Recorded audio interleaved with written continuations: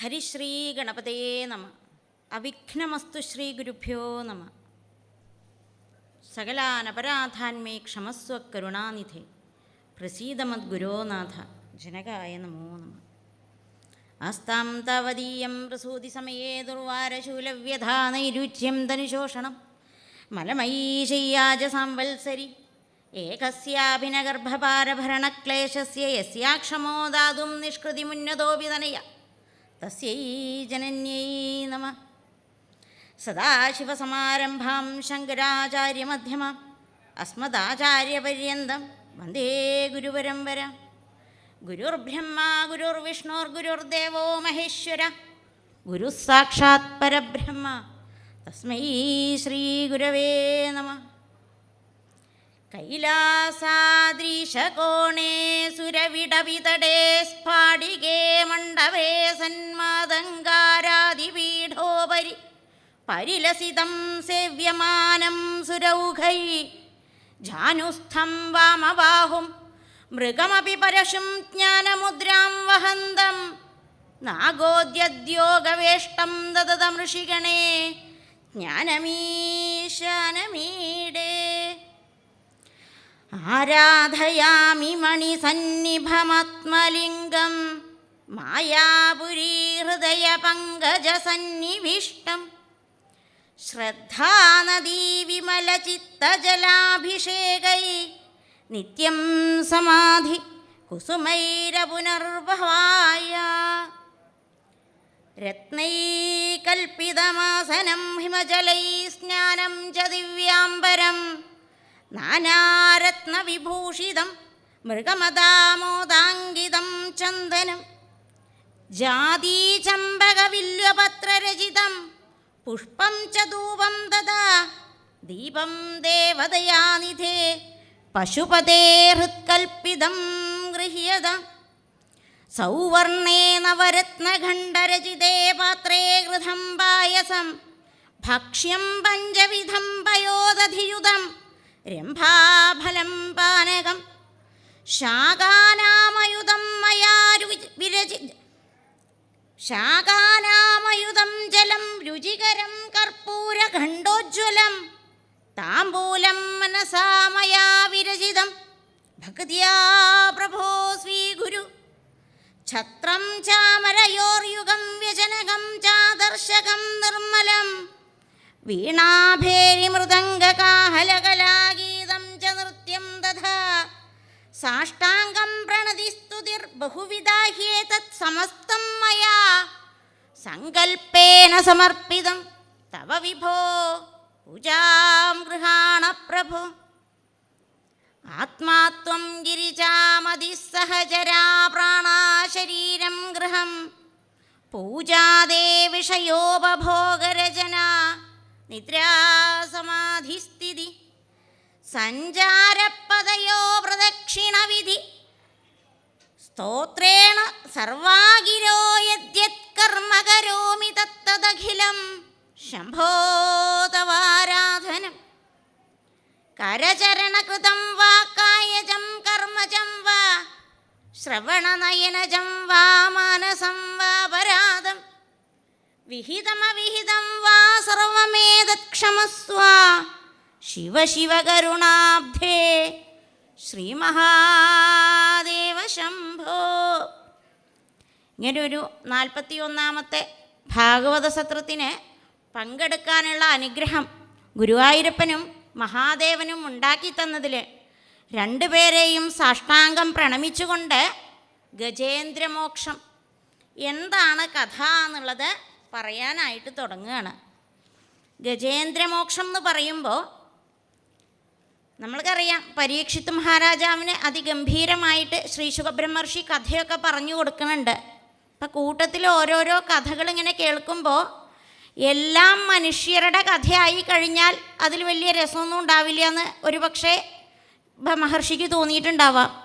അതുകൊണ്ട് ഓരോരോ കൽപ്പങ്ങളിൽ നടന്ന കാര്യങ്ങളെ പറഞ്ഞു പോയി സ്വായംഭൂമനുവിൻ്റെ ചരിതമൊക്കെ പറഞ്ഞു വിശേഷമായിട്ട് പറഞ്ഞു കേൾപ്പിച്ചു എങ്ങനെയാണ് എന്തൊക്കെയാണ് എന്നുള്ളത്.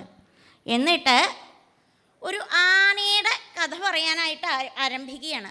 അതാണ് ഈ ഗജേന്ദ്രൻ ഗജേന്ദ്രൻ എന്ന് പറഞ്ഞാൽ ഗജന്മാരിൽ ഇന്ദ്രൻ, രാജാവിൻ്റെ പദവി ആനകൾക്കിടയിൽ. അങ്ങനെയുള്ള ഒരു ആനയുടെ കഥയാണ് അടുത്തതായിട്ട് പറയണത്. അപ്പം ഈ കഥ പറയാൻ ആരംഭിക്കുമ്പോൾ തന്നെ അദ്ദേഹം ത്രികൂടപർവ്വതത്തെ പറ്റി പറയുന്നുണ്ട്. ത്രികൂടപർവ്വതം എന്ന് പറഞ്ഞാൽ വളരെയധികം കാമ്യമനോഹരമായിട്ടുള്ള ഒരു പ്രദേശമാണ്. ക്ഷീരസമുദ്രത്തിലെ ഒരു ദ്വീപിൽ ജലത്താൽ ചുറ്റപ്പെട്ട 10,000 യോജന ഉയരമുള്ള ഒരു പർവ്വതമാണ്. അവിടെ വളരെ വിശേഷമുണ്ട്. വെറും ഒരു പർവ്വതമല്ല കേട്ടോ. രത്നാദികളിൽ നിന്ന് ഉത്ഭവിച്ച അതിഭയങ്കരമായിട്ടുള്ള ഒരു പർവ്വതമാണെന്നാണ് മഹർഷി പറയണത്. ഇപ്പം ഈ ഇരിക്കണ സ്ഥാനങ്ങൾക്കൊക്കെ വളരെയധികം പ്രാധാന്യമുണ്ട്. ഏത് ഭൂമിയിലിരിക്കണു എന്നതിന് ചില വിശേഷങ്ങളുണ്ട്. അതെന്താണ് അങ്ങനെ ചോദിച്ചാൽ ചിലപ്പോൾ അങ്ങനെ പറയും, പണ്ടത്തെ ആളുകളൊക്കെ പറയും, ഭൂമികളെ പലതായിട്ട് തിരിച്ചിട്ടുണ്ട്. ദേവഭൂമി, ദേവഭൂമി എന്ന് പറഞ്ഞാൽ ദേവസ്ഥാനങ്ങൾക്ക് ഏറ്റവും പ്രാധാന്യമുള്ള ഭൂമി. ഇനിയിപ്പോൾ വീടൊക്കെ വയ്ക്കുകയാണെങ്കിലും നമ്മൾ ആ ഭൂമി ഏതാണെന്നൊക്കെ നോക്കണമെന്ന് പറയും. മാത്രം പോരാ, എന്താണ്, ഭൂമിക്കും ശ്മശാനാദി ഖണ്ഡങ്ങളൊക്കെ ഉണ്ടാവും. നമ്മൾ ഇപ്പോഴത്തെ കാലത്ത് ഇതൊന്നും പറയാൻ പാടില്ല എന്നാ. കാരണം എന്താ, ശ്മശാനവാസിയായിട്ടുള്ള ശിവൻ്റെ മുന്നിൽ വന്നിട്ട് ഇങ്ങനെയൊക്കെ പറയാൻ പാടുമോ? അപ്പം നമ്മൾക്കൊക്കെ അങ്ങനെ ആവാലോ എന്ന് നിരീക്കുന്നുണ്ടാവും. എന്നാൽ അത് പറ്റില്ല. നമ്മൾ ഓരോ രീതിയിൽ ബ്രഹ്മചര്യം, ഗാർഹസ്ഥ്യം, വാനപ്രസ്ഥം, സന്യാസം, ഇങ്ങനെയൊക്കെ നമ്മളുടെ ഇടയിലുള്ള ആളുകളെ വിഭജിച്ചിട്ടുണ്ടേ. അപ്പം ഇങ്ങനെ ഓരോരുത്തരും ഏതേത് ഭൂമിയിൽ വസിക്കണം അതിനും പ്രാധാന്യമുണ്ട്. അപ്പം ഈ കൂടുതൽ വിശേഷമായിട്ട് പറയുകയാണെങ്കിൽ പണ്ട് കാലത്തൊക്കെ, ഇപ്പം നേരത്തെ അമ്മ പറഞ്ഞിറങ്ങിയതേ ഉള്ളൂ, എന്താണ്, ഈ സത്സംഗാദികളുള്ള സ്ഥലം ആർക്കൊക്കെ വിശേഷമാണ് എന്നുള്ളത്. പലരുടെയും ധാരണ വളരെ വയസ്സായിട്ട് ജരാനരകളൊക്കെ ബാധിച്ച്, നമ്മളത് പറയുന്നുണ്ട്, ദേവേന്ദ്രന് ജരാനര ബാധിച്ചപ്പോഴാണ് ഭഗവാനോടൊരു സംഘം വന്നത് എന്നാണ്. അപ്പോഴാണ് ബുദ്ധി ഉദിച്ചതേ. അപ്പം അങ്ങനെ അനവധി കാലം ഉണ്ടായിരുന്നു ഇതിനു മുമ്പ്. ഈ നര ഇങ്ങനെ വെളുത്ത് വരേണ്ട ആവശ്യമൊന്നുമില്ല. അപ്പോഴാണ് ഓരോരുത്തർക്ക് ഇങ്ങനെയൊക്കെയുള്ള സ്ഥലങ്ങളുണ്ട്, സത്സംഗം നടക്കുന്ന ആ സ്ഥലങ്ങളുണ്ട് എന്നുള്ളത് അറിഞ്ഞിട്ട് അവിടേക്കൊന്ന് പോയി നോക്കുക. അപ്പോഴേക്കും എന്താ, കണ്ണ് കാണില്ല, പിന്നെയോ ചെവിത്തിരി പതുക്കിയ ഉറക്കെ പറയണം എന്നാലേ കേൾക്കുള്ളൂ. ഇങ്ങനെയൊക്കെയുള്ള അവസ്ഥയിലാണ് സാധാരണ സത്സംഗത്തിന് പോവുക. എന്നാൽ അങ്ങനെയല്ല. പ്രഹ്ലാദൻ്റെ കാര്യം പറഞ്ഞുല്ലോ. പ്രഹ്ലാദൻ ഏത് കാലത്താണ് ഭഗവാന്റെ സത്സംഗത്തിലെത്തിയത്? കാലത്തൊന്നുമല്ല, ഗർഭാവസ്ഥയിൽ തന്നെ ഭഗവാനുമായിട്ട് സഖ്യം ചെയ്ത ആളാണ് പ്രഹ്ലാദൻ. അതമ്മ പറയണ്ടായി. മാത്രമല്ല, ഈ ഭഗവാനോടുള്ള ആ ഒരു സഖ്യം വിട്ടില്ല. അവസാന കാലം വരെ ഭഗവാനെ തന്നെയാണ്. ആകെ കൂടി സാധാരണ ഈ ജാതകമൊക്കെ നന്നായാലാണ് സത്സംഗത്തിലെത്തുക എന്നാണ് പറയുക. അതെന്താ, തലവര നന്നാവണം എന്ന് പറയും. നമ്മളുടെയൊക്കെ ജാതകം എടുത്ത് നോക്കിയാൽ ഏതേത് ഗ്രഹങ്ങൾക്കാണ് അതിനനുസരിച്ചുള്ള പ്രകൃതം വരുമെന്നാണ് പറയുക. അതാണല്ലോ ദൈവജ്ഞർ പറയാറുള്ളത്. അപ്പം ഇവിടെ എങ്ങനെയുള്ള ജാതകമാണെന്ന് ചോദിച്ചാൽ, നമ്മൾക്കൊക്കെ 5 ഗ്രഹങ്ങൾ പഞ്ചമഹായോഗത്തിൽ വന്നു എന്നും ആദിത്യ ചന്ദ്രന്മാർ നല്ല രീതിയിൽ നല്ല ഭാവത്തിൽ നിന്നു എന്നും അതുപോലെ തന്നെ രാഹുകേതുക്കളൊന്നും ദോഷമില്ലാണ്ട് ജാതകത്തിൽ വന്നു എന്നും പറയാം. അതുകൊണ്ടാണ് നമ്മളൊക്കെ സത്സംഗം കേൾക്കണേന്നാണ് ദൈവജ്ഞർ പറയുക. അപ്പം ഇവിടെ പ്രഹ്ലാദനെ സംബന്ധിച്ച് ആകെ ഒരൊറ്റ ഗ്രഹമേ ഉള്ളൂ, വേറെ ഗ്രഹങ്ങളൊന്നുമില്ല, കൃഷ്ണഗ്രഹം മാത്രം. വേറെ ആരും അവിടെ ആ ജനന സമയത്ത് പ്രത്യക്ഷമായില്ല. അതുകൊണ്ടാണ് പ്രഹ്ലാദന് അത്രയേറെ ഭാഗ്യം ഉണ്ടായത്. ഇപ്പം നമ്മൾക്കൊരു ഉണ്ണി ജനിക്കാൻ പോവുകയാണെങ്കിൽ എങ്ങനെയായിരിക്കണം? പ്രഹ്ലാദനെ പോലെ വരണം, വേണ്ടേ? ആ ഒരു അവസ്ഥയിൽ തന്നെ ആ സത്യത്തിൽ അധിഷ്ഠിതമായിട്ട് ധർമ്മത്തിന് വേണ്ടിയിട്ട് നിൽക്കുക, നിലകൊള്ളുക. അങ്ങനെ ഒരു പുത്രൻ ഉണ്ടാവാൻ ഭാഗ്യം ചെയ്യണം എന്നാ. അതിനെന്താ വേണ്ടത്? ആ ഗർഭാവസ്ഥയിൽ നല്ല നല്ല സത്സംഗത്തിൽ പോയിരിക്കുക. കുറച്ചൊക്കെ ആ കുട്ടി നമ്മളെക്കാളും ഏറെ ധാരണ ആ കുട്ടിക്കായിരിക്കും ഉണ്ടാവുക. അപ്പം ഇങ്ങനെ സ്ഥാനങ്ങൾക്ക് വളരെ വിശേഷമുണ്ട്. ഇപ്പോൾ സ്ഥലത്തിൻ്റെ പ്രാധാന്യം പറഞ്ഞുല്ലോ. ഇവിടെ സ്ഥലം ഏതാണ്? ക്ഷീരസമുദ്രത്തിലെ ഒരു ദ്വീപാണ്. ആ ദ്വീപ് ത്രികൂടപർവ്വതം. ഇവിടെ ഗുഹകൾ, പർവ്വതമാകുമ്പോൾ ധാരാളം ഗുഹകളൊക്കെ ഉണ്ടാവും. ഇവിടെ ഈ ഗുഹകളിൽ സിദ്ധര്, ഈ സിദ്ധര് എന്ന് പറഞ്ഞു കഴിഞ്ഞാൽ വളരെയധികം സിദ്ധിയുള്ള ആളുകൾ, ചാരണന്മാർ, ഗന്ധർവന്മാർ, വിദ്യാധരന്മാർ, ദേവന്മാർ, അപ്സര സ്ത്രീകൾ, ഇങ്ങനെ അനവധി ആൾക്കാർ. ഗന്ധർവന്മാരൊക്കെ വന്നിരിക്കുക എന്ന് പറഞ്ഞാൽ തന്നെ നമുക്ക് ഊഹിക്കാം എങ്ങനെയായിരിക്കും ആ സ്ഥലം എന്നുള്ളത്. കാരണം നമ്മൾ ഇവിടെയൊന്നും ഗന്ധർവനെ കാണാറില്ലല്ലോ. അപ്പം അങ്ങനെയുള്ള ആ വലിയ വലിയ എന്താ പറയുക, രജോഗുണം അധികരിച്ച് നിൽക്കുന്നവരെന്ന് പറയാം. അങ്ങനെയുള്ളവരുടെ വാസസ്ഥലമാണ്. വാസസ്ഥലം എന്നതിനേക്കാളേറെ അവർ വന്നിരിക്കുന്ന അവരുടെ സ്വൈരവിഹാരമുള്ള സ്ഥലമാണ് ഈ ത്രികുടപർവ്വതം. ഇപ്പോൾ ഈ സ്ഥലങ്ങളുടെ പ്രാധാന്യം പറയുമ്പോൾ ഇനി അങ്ങോട്ട് നമ്മളൊക്കെ വീട്ടിലെത്തിക്കഴിഞ്ഞാൽ നമ്മളുടെ ആ സ്ഥാനമൊക്കെ ഒന്ന് നന്നാക്കി വെക്കുക. കാരണം എന്താ, നല്ല സ്ഥലത്താണെന്നുണ്ടെങ്കിൽ ഭഗവാൻ വേഗത്തിൽ പ്രത്യക്ഷമാവും. അതല്ല, സ്ഥലം മാറിക്കഴിഞ്ഞാൽ, മോശമായി കഴിഞ്ഞാൽ അത്ര കണ്ട് വേഗം ഭഗവാൻ വരില്ല. അതാണ് ഈ ത്രികുടപർവ്വതത്തെ എടുത്തു പറയണത്. അപ്പം ഇങ്ങനെ ആ പർവ്വതത്തിൻ്റെ താഴ്വരയിൽ വരുണൻ്റെ ഹൃദുമത് എന്ന പേരായിട്ടുള്ള വലിയ ഒരു ഉദ്യാനമുണ്ട്. ഈ ഉദ്യാനമൊക്കെ കാണാനായിട്ടും അതിനു വേണ്ടിയിട്ട് അവിടെ ക്രീഡാരസം അനുഭവിക്കാനുമായിട്ടാണ് ഈ ഗന്ധർവ യക്ഷ കിന്നരന്മാരൊക്കെ വന്നിരിക്കുന്നത്. അപ്പം അവിടെ അപ്സര സ്ത്രീകളൊക്കെ ധാരാളം വന്നിരിക്കും, നല്ല സുഖമാണ്. അതിൻ്റെ നടുക്കായിട്ട് ഒരു തടാകമുണ്ട്, അതിസുന്ദരമായിട്ട്. അവിടെ ഇങ്ങനെ ആ നീർമണികൾ ഇങ്ങനെ കണ്ടു കഴിഞ്ഞാൽ എന്തൊരു സുന്ദരമാണ്. ആ പ്രദേശം തന്നെ അതിമോഹനമായിട്ടുള്ള പ്രദേശമാണ്. അങ്ങനെയുള്ള ആ താഴ്വരയിലെ തടാകത്തിൽ ആരൊക്കെ വരും? എല്ലാവരും വരും, ഇടയ്ക്കൊക്കെ ഒന്ന് നോക്കും, ആ വെള്ളത്തിലൊന്ന് നീരാടാൻ ആഗ്രഹിക്കും. തലയ്ക്കിൽ ഒന്ന് കിടക്കിൽ ആ ഒരു ഭാഗത്ത് നിന്നൊന്ന് നീരാടിപ്പോവും, ഇത്രയൊക്കെയുള്ള പതിവുള്ളൂ. പക്ഷേ അവിടെ ഒരു ദിവസം ഒരു ഗജം വരികയാണ്. ഗജൻ എന്ന് പറയുമ്പോൾ ആനയായിട്ടല്ല വരണത്, ആനക്കൂട്ടായിട്ടാണ് വരണേ. ആ ഗജേന്ദ്രൻ, അവർക്കൊരു രാജാവുണ്ട്. ആനക്കൂട്ടത്തെ കണ്ടവർക്കറിയാം.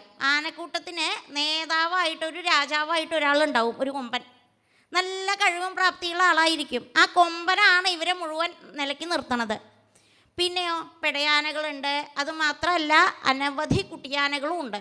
ഇവരെയൊക്കെ സംരക്ഷിക്കണ ആ ഒരു നിയന്താവ് എന്നുള്ള രീതിയിൽ അവരെല്ലാവരും കാണുന്നത് ഈ ഗജേന്ദ്രനെയാണ്. അപ്പം ഈ ഗജേന്ദ്രൻ അവർ സാധാരണഗതിയിൽ അങ്ങോട്ട് വരാറില്ല. അപ്പോൾ ഇവർ ഈ മരം, സാധാരണ ഈ കരിമ്പും അങ്ങനെയുള്ള ഉദ്യാനമാവുമ്പോൾ അവിടെ ഇല്ലാത്തതൊന്നുമില്ലേ. അപ്പോൾ അവർക്ക് ഇഷ്ടപ്പെട്ട വിഹാരഭൂമിയാക്കിയിട്ട് അതിനെ മാറ്റാനായിട്ട് ഈ ഗജേന്ദ്രൻ തൻ്റെ സഹചാരികളായിട്ടുള്ള ആനകളുമൊത്ത് താഴേക്ക് താഴ്വാരത്തിലേക്ക് നടന്നു വരിക, കാട്ടിൻ്റെ നടുക്ക് കൂടെ.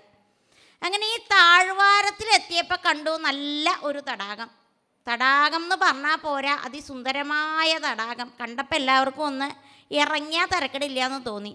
അപ്പോൾ ചെറിയ കുട്ടിയാനകളെയൊക്കെ കൊണ്ടുപോയിട്ട് വെള്ളമൊക്കെ കുടിപ്പിച്ചു. ഇപ്പം ഇവർക്കൊക്കെ ഇറങ്ങാനൊരു പേടി. എങ്ങനെ ഈ തടാകത്തിൻ്റെ ഉള്ളിൽ എങ്ങനെയാണെന്ന് അറിയില്ലല്ലോ, താഴ്ച ഉണ്ടോ എങ്ങനെയായിരിക്കും എന്നൊന്നും അറിയില്ല. അപ്പോൾ ഈ ഗജേന്ദ്രൻ എന്ത് തീരുമാനിച്ചു, തൻ്റെ ശക്തി എന്താണെന്ന് എല്ലാവരും ഒന്ന് അറിയിക്കണം, തൻ്റെ ധൈര്യം എന്താണെന്ന് എല്ലാവരും ഒന്ന് അറിയിക്കണം. അങ്ങനെയാണെങ്കിൽ ഞാനൊന്ന് അങ്ങോട്ട് ഇറങ്ങാം. ഞാൻ ഇറങ്ങിയിട്ട് കുഴപ്പങ്ങളൊന്നും നിങ്ങൾക്ക് തോന്നിയില്ലെങ്കിൽ പിറകെ ഇറങ്ങിയാൽ മതി. അങ്ങനെ ഗജേന്ദ്രൻ ആ തടാകത്തിലേക്ക് ചാടിയിട്ട് അവിടെ കിടന്ന് മതിക്കുകയാണ്. ആനയുടെ കുളി അതൊക്കെ കാണാട്ടോ. ഇപ്പം കുറച്ചു കാലം കൂടി എങ്ങനെയൊക്കെയുള്ള ആനകളെയൊക്കെ കണ്ടിട്ട് കുളിയൊക്കെ കണ്ട് രസിക്കാൻ പറ്റുമോ? കുറച്ചുകൂടി കഴിഞ്ഞാൽ ആനകളെയൊന്നും നമ്മൾക്ക് ഉണ്ടാവില്ല, അവിടെ കിട്ടാനുണ്ടാവില്ല, കാണാനുണ്ടാവില്ല. അപ്പം അങ്ങനെയൊക്കെയുള്ള ദോഷഫലം ഉണ്ടായതുകൊണ്ട് കുട്ടികളെയൊക്കെ ഇപ്പം തന്നെ വിളിച്ചിട്ട് ഈ ആനക്കഥകളും ആനയുടെ ചരിത്രമൊക്കെ ഒന്ന് പറഞ്ഞു കൊടുക്കുക. കൂട്ടത്തിൽ ഗജേന്ദ്രൻ്റെ കഥയും കൂടി ഒന്ന് പറഞ്ഞു കൊടുക്കുക.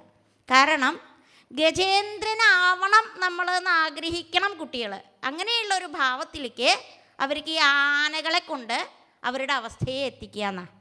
അപ്പം ഈ ഗജേന്ദ്രൻ നന്നായിട്ട് അർമാദിക്കുകയാണ്, മതിച്ച് അവിടെ നീന്തി തുടിക്കുകയാണ് ആ തടാകത്തിൽ. ഈ സമയത്ത് ആനകൾക്കൊക്കെ ജലക്രീഡ വളരെ ഇഷ്ടമാണ്. ഓരോരുത്തരെ പതുക്കെ തുമ്പി പിടിച്ച് താഴത്തേക്ക് ഇറക്കണോ കയറ്റണോ അങ്ങനെ മതിച്ചിരിക്കണ സമയത്ത് അപ്രതീക്ഷിതമായിട്ട് ഒരു മുതല വന്നു എന്ന് മാത്രമല്ല, ആനയുടെ കാലിനിട്ട് അങ്ങോട്ട് പിടിക്കും ചെയ്തു. പിറകിലെ കാലിനിട്ടൊരു കടി. അപ്പം ആ മുതല കടിച്ചപ്പോൾ സാധാരണഗതിയിൽ ആനയ്ക്ക് നല്ല ശക്തിയുണ്ട്. അപ്പം ആന നിരീച്ചു ഒന്ന് വലിച്ചു കഴിഞ്ഞാൽ അവിടുന്ന് കയറിപ്പോരാം. അപ്പം ആരുടെയും സഹായമൊന്നും ചോദിച്ചില്ല, ആന ഒരു വലി വലിച്ചു, പോകുന്നില്ല. ആ മുതലയുടെ പല്ലിൻ്റെ ഇടയിൽ കുടുങ്ങിയിട്ട് ആനയ്ക്ക് അനങ്ങാൻ പറ്റണില്ല. അങ്ങനെ കുറേ നേരം ആന ശ്രമിച്ചിട്ട് സാധിച്ചില്ല. അപ്പോഴാണ് അടുത്ത് നിൽക്കുന്ന കുട്ടിയാനകളൊക്കെ ഒന്ന് വന്നൊരു ശ്രമം. ഞങ്ങളുടെ അച്ഛനാനേനെ എങ്ങനെയെങ്കിലും കയറ്റാൻ നോക്കുമോ, കൈ തുമ്പിക്കൈയൊക്കെ ഒന്ന് പിടിച്ചു നോക്കി, ഒന്ന് കൊടുത്തു നോക്കി. ഇങ്ങനെ എന്ത് തന്നെ വന്നാലും ആനയ്ക്ക് ഇങ്ങോട്ട് കയറാൻ പറ്റണില്ല. അപ്പോഴാണ് പെടയാനകളൊക്കെ, കാരണം എന്താ, ഏറ്റവും ഇഷ്ടമുള്ളത് ഗജേന്ദ്രനോടാണേ. അവരൊക്കെ ആശ്രയിച്ച് നിൽക്കുന്നത് ഈ ഗജേന്ദ്രനെയാണേ, മറ്റാരെയും ആശ്രയിക്കാനില്ല. അവരുടെ ആ ആനക്കൂട്ടത്തിൽ ഏറ്റവും കഴിവുള്ള ആൾ ഈ ഗജേന്ദ്രനാണല്ലോ. അതുകൊണ്ടാണല്ലോ ഗജേന്ദ്രനായത്, ഇന്ദ്രനായത്, ഇന്ദ്രപദവി കിട്ടിയത്. അപ്പം അങ്ങനെയുള്ള ഈ കൊമ്പനെ ആശ്രയിച്ചിട്ട് ഇത്രയും കാലം നിന്നിട്ടുള്ള അവർക്ക് ഈ ആനയെ വിട്ടുപോകാൻ തോന്നിയില്ല. അങ്ങനെ അവരൊക്കെ ശ്രമിച്ചു. പിന്നെന്തായി, അവരപ്പുറത്തുള്ള കൊമ്പനാനകളെയൊക്കെ കൊണ്ടുവന്നു ശ്രമിച്ചു നോക്കി. ഇങ്ങനെ ശ്രമിച്ചു എന്നല്ലാതെ ആർക്കും ആ ആനേനെ മുതലയുടെ കടിയിൽ നിന്ന് പിടിവിടിവിക്കാൻ സാധിച്ചില്ല. അപ്പം എന്തായി, ആനയ്ക്ക് സങ്കടം അങ്ങനെ വരാൻ തുടങ്ങി. കണ്ണിന്നൊക്കെ ഇങ്ങനെ വെള്ളം, ആദ്യമൊന്നും കരഞ്ഞില്ല. അങ്ങനെയാണ് സാധാരണ. ഈ ഗൃഹസ്ഥരായിട്ടുള്ള ആളുകളോട് ചോദിച്ചാൽ മതി, പ്രത്യേകിച്ച് അച്ഛന്മാരോട്. കാര്യമായിട്ട് കരയണതൊന്നും കാണില്ല അവർ, എപ്പോഴും ഇങ്ങനെ ഗൗരവമായിട്ട് ഇരിക്കണതേ കാണുള്ളൂ. അങ്ങനെ പതുക്കെ പതുക്കെ പതുക്കെ പതുക്കെ അവരുടെ ഉള്ളിലേക്ക് കടന്നു ചെല്ലുമ്പോഴാണ് അനവധി കാലമായിട്ട്, ഏത് ഈ ഗൃഹസ്ഥാശ്രമം ഭാര്യ എന്ന് പറയുന്ന പദവിയിൽ ഒരാൾ വന്നിരിക്കണ കാലം തൊട്ടിട്ട് കരയൽ തുടങ്ങിയിരിക്കണു. പക്ഷെ എന്താ, പുറത്തേക്ക് കാണിക്കാൻ വയ്യല്ലോ, ആരെങ്കിലും അറിഞ്ഞാൽ മോശമല്ലേ.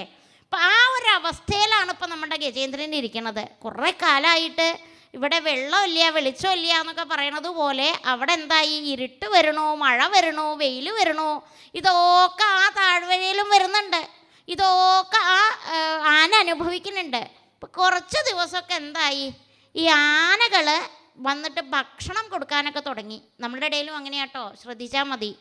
ഈ തലയിൽ നര വരിക, തൊലിയൊക്കെ ചുളിഞ്ഞു തുടങ്ങുക, അങ്ങനെയുള്ള ആളുകളൊക്കെ ഒന്ന് ശ്രദ്ധിക്കണത് നല്ലതാണെന്ന് പറയും ഇടയ്ക്ക്. എന്താ കാരണം, നാളെ അങ്ങനെ ആവാൻ പോകുന്ന ആളുകൾ ഇപ്പോൾ അവരോട് ചെയ്യണത് എന്താണ്, അതൊരു വേദനാജനകമായിട്ടുള്ള കാര്യമാണ്. ഇവിടെ അങ്ങനെയൊന്നും പറയാതെ കണ്ട് തന്നെ ഈ ആനയ്ക്ക് ഭക്ഷണവും ഒക്കെ കൊണ്ടുവന്ന് കൊടുക്കും. കരിമ്പ്, നാളികേരം, ഇതൊക്കെ ഉണ്ടാവുമല്ലോ ഇഷ്ടം പോലെ. നല്ല കൽപ്പവൃക്ഷങ്ങളുള്ള ആ ഒരു ഉദ്യാനത്തിൽ ഏതേത് ഫലങ്ങൾ വേണമെന്ന് നിരീച്ചാൽ മതി, അതൊക്കെ കിട്ടും. ഇങ്ങനെയുള്ള ഫലങ്ങളൊക്കെ ഇഷ്ടം തോന്നിയിട്ട് ഈ പിടയാനകളൊക്കെ കൊണ്ടു കൊടുക്കാൻ തുടങ്ങി. കുറേ കാലം അങ്ങനെ നിന്നു. ഇത് കുറേ കാലമല്ല, ദിവസങ്ങൾ കഴിഞ്ഞു, മാസങ്ങൾ കഴിഞ്ഞു, വർഷങ്ങൾ കഴിഞ്ഞു, 1000 വർഷമായി. ഒന്നല്ല 1000 ആയി. ഇപ്പോഴാണ് ആലോചിക്കണത്, ഇവരിങ്ങനെ ആശ്രയിച്ച് നിന്നിട്ട് വലിയ കാര്യമൊന്നുമില്ല. കുറച്ച് കഴിഞ്ഞപ്പോൾ എല്ലാവരും മടങ്ങി. കാരണം ഈ നിൽക്കുന്ന ആളെ, കിടക്കുന്ന ആളെ, വയ്യാതെ ഇരിക്കുന്ന ആളെ നോക്കുന്നതിലൊരു പരിധിയുണ്ട്. ആ പരിധി കഴിഞ്ഞു കഴിഞ്ഞാൽ പിന്നെ ഈ നോക്കാൻ ഏൽപ്പിക്കുന്ന ആൾ, നിൽക്കുന്ന ആൾക്കും അതെ, അവർക്കും അതെ, വലിയൊരു വിഷമം. അതെ നിങ്ങൾ പൊക്കോളൂ. അവസാനം ഗജേന്ദ്രൻ പറയാൻ തുടങ്ങി, നിങ്ങളൊക്കെ പൊക്കോളൂ, ഇനിയിപ്പോൾ എനിക്കൊരു തിരിച്ചു വരവൊന്നുമില്ല. കാരണം എന്താ, ഇവിടുന്ന് രക്ഷപ്പെട്ട് വരിക എന്ന് പറയണത് അത്യന്തം അപകടമായിട്ടുള്ള കാര്യമാണ്. ഇനിയിപ്പം ഞാൻ വന്നാലും എൻ്റെ അവസ്ഥ എന്താണെന്നൊന്നും പറയാൻ പറ്റില്ല.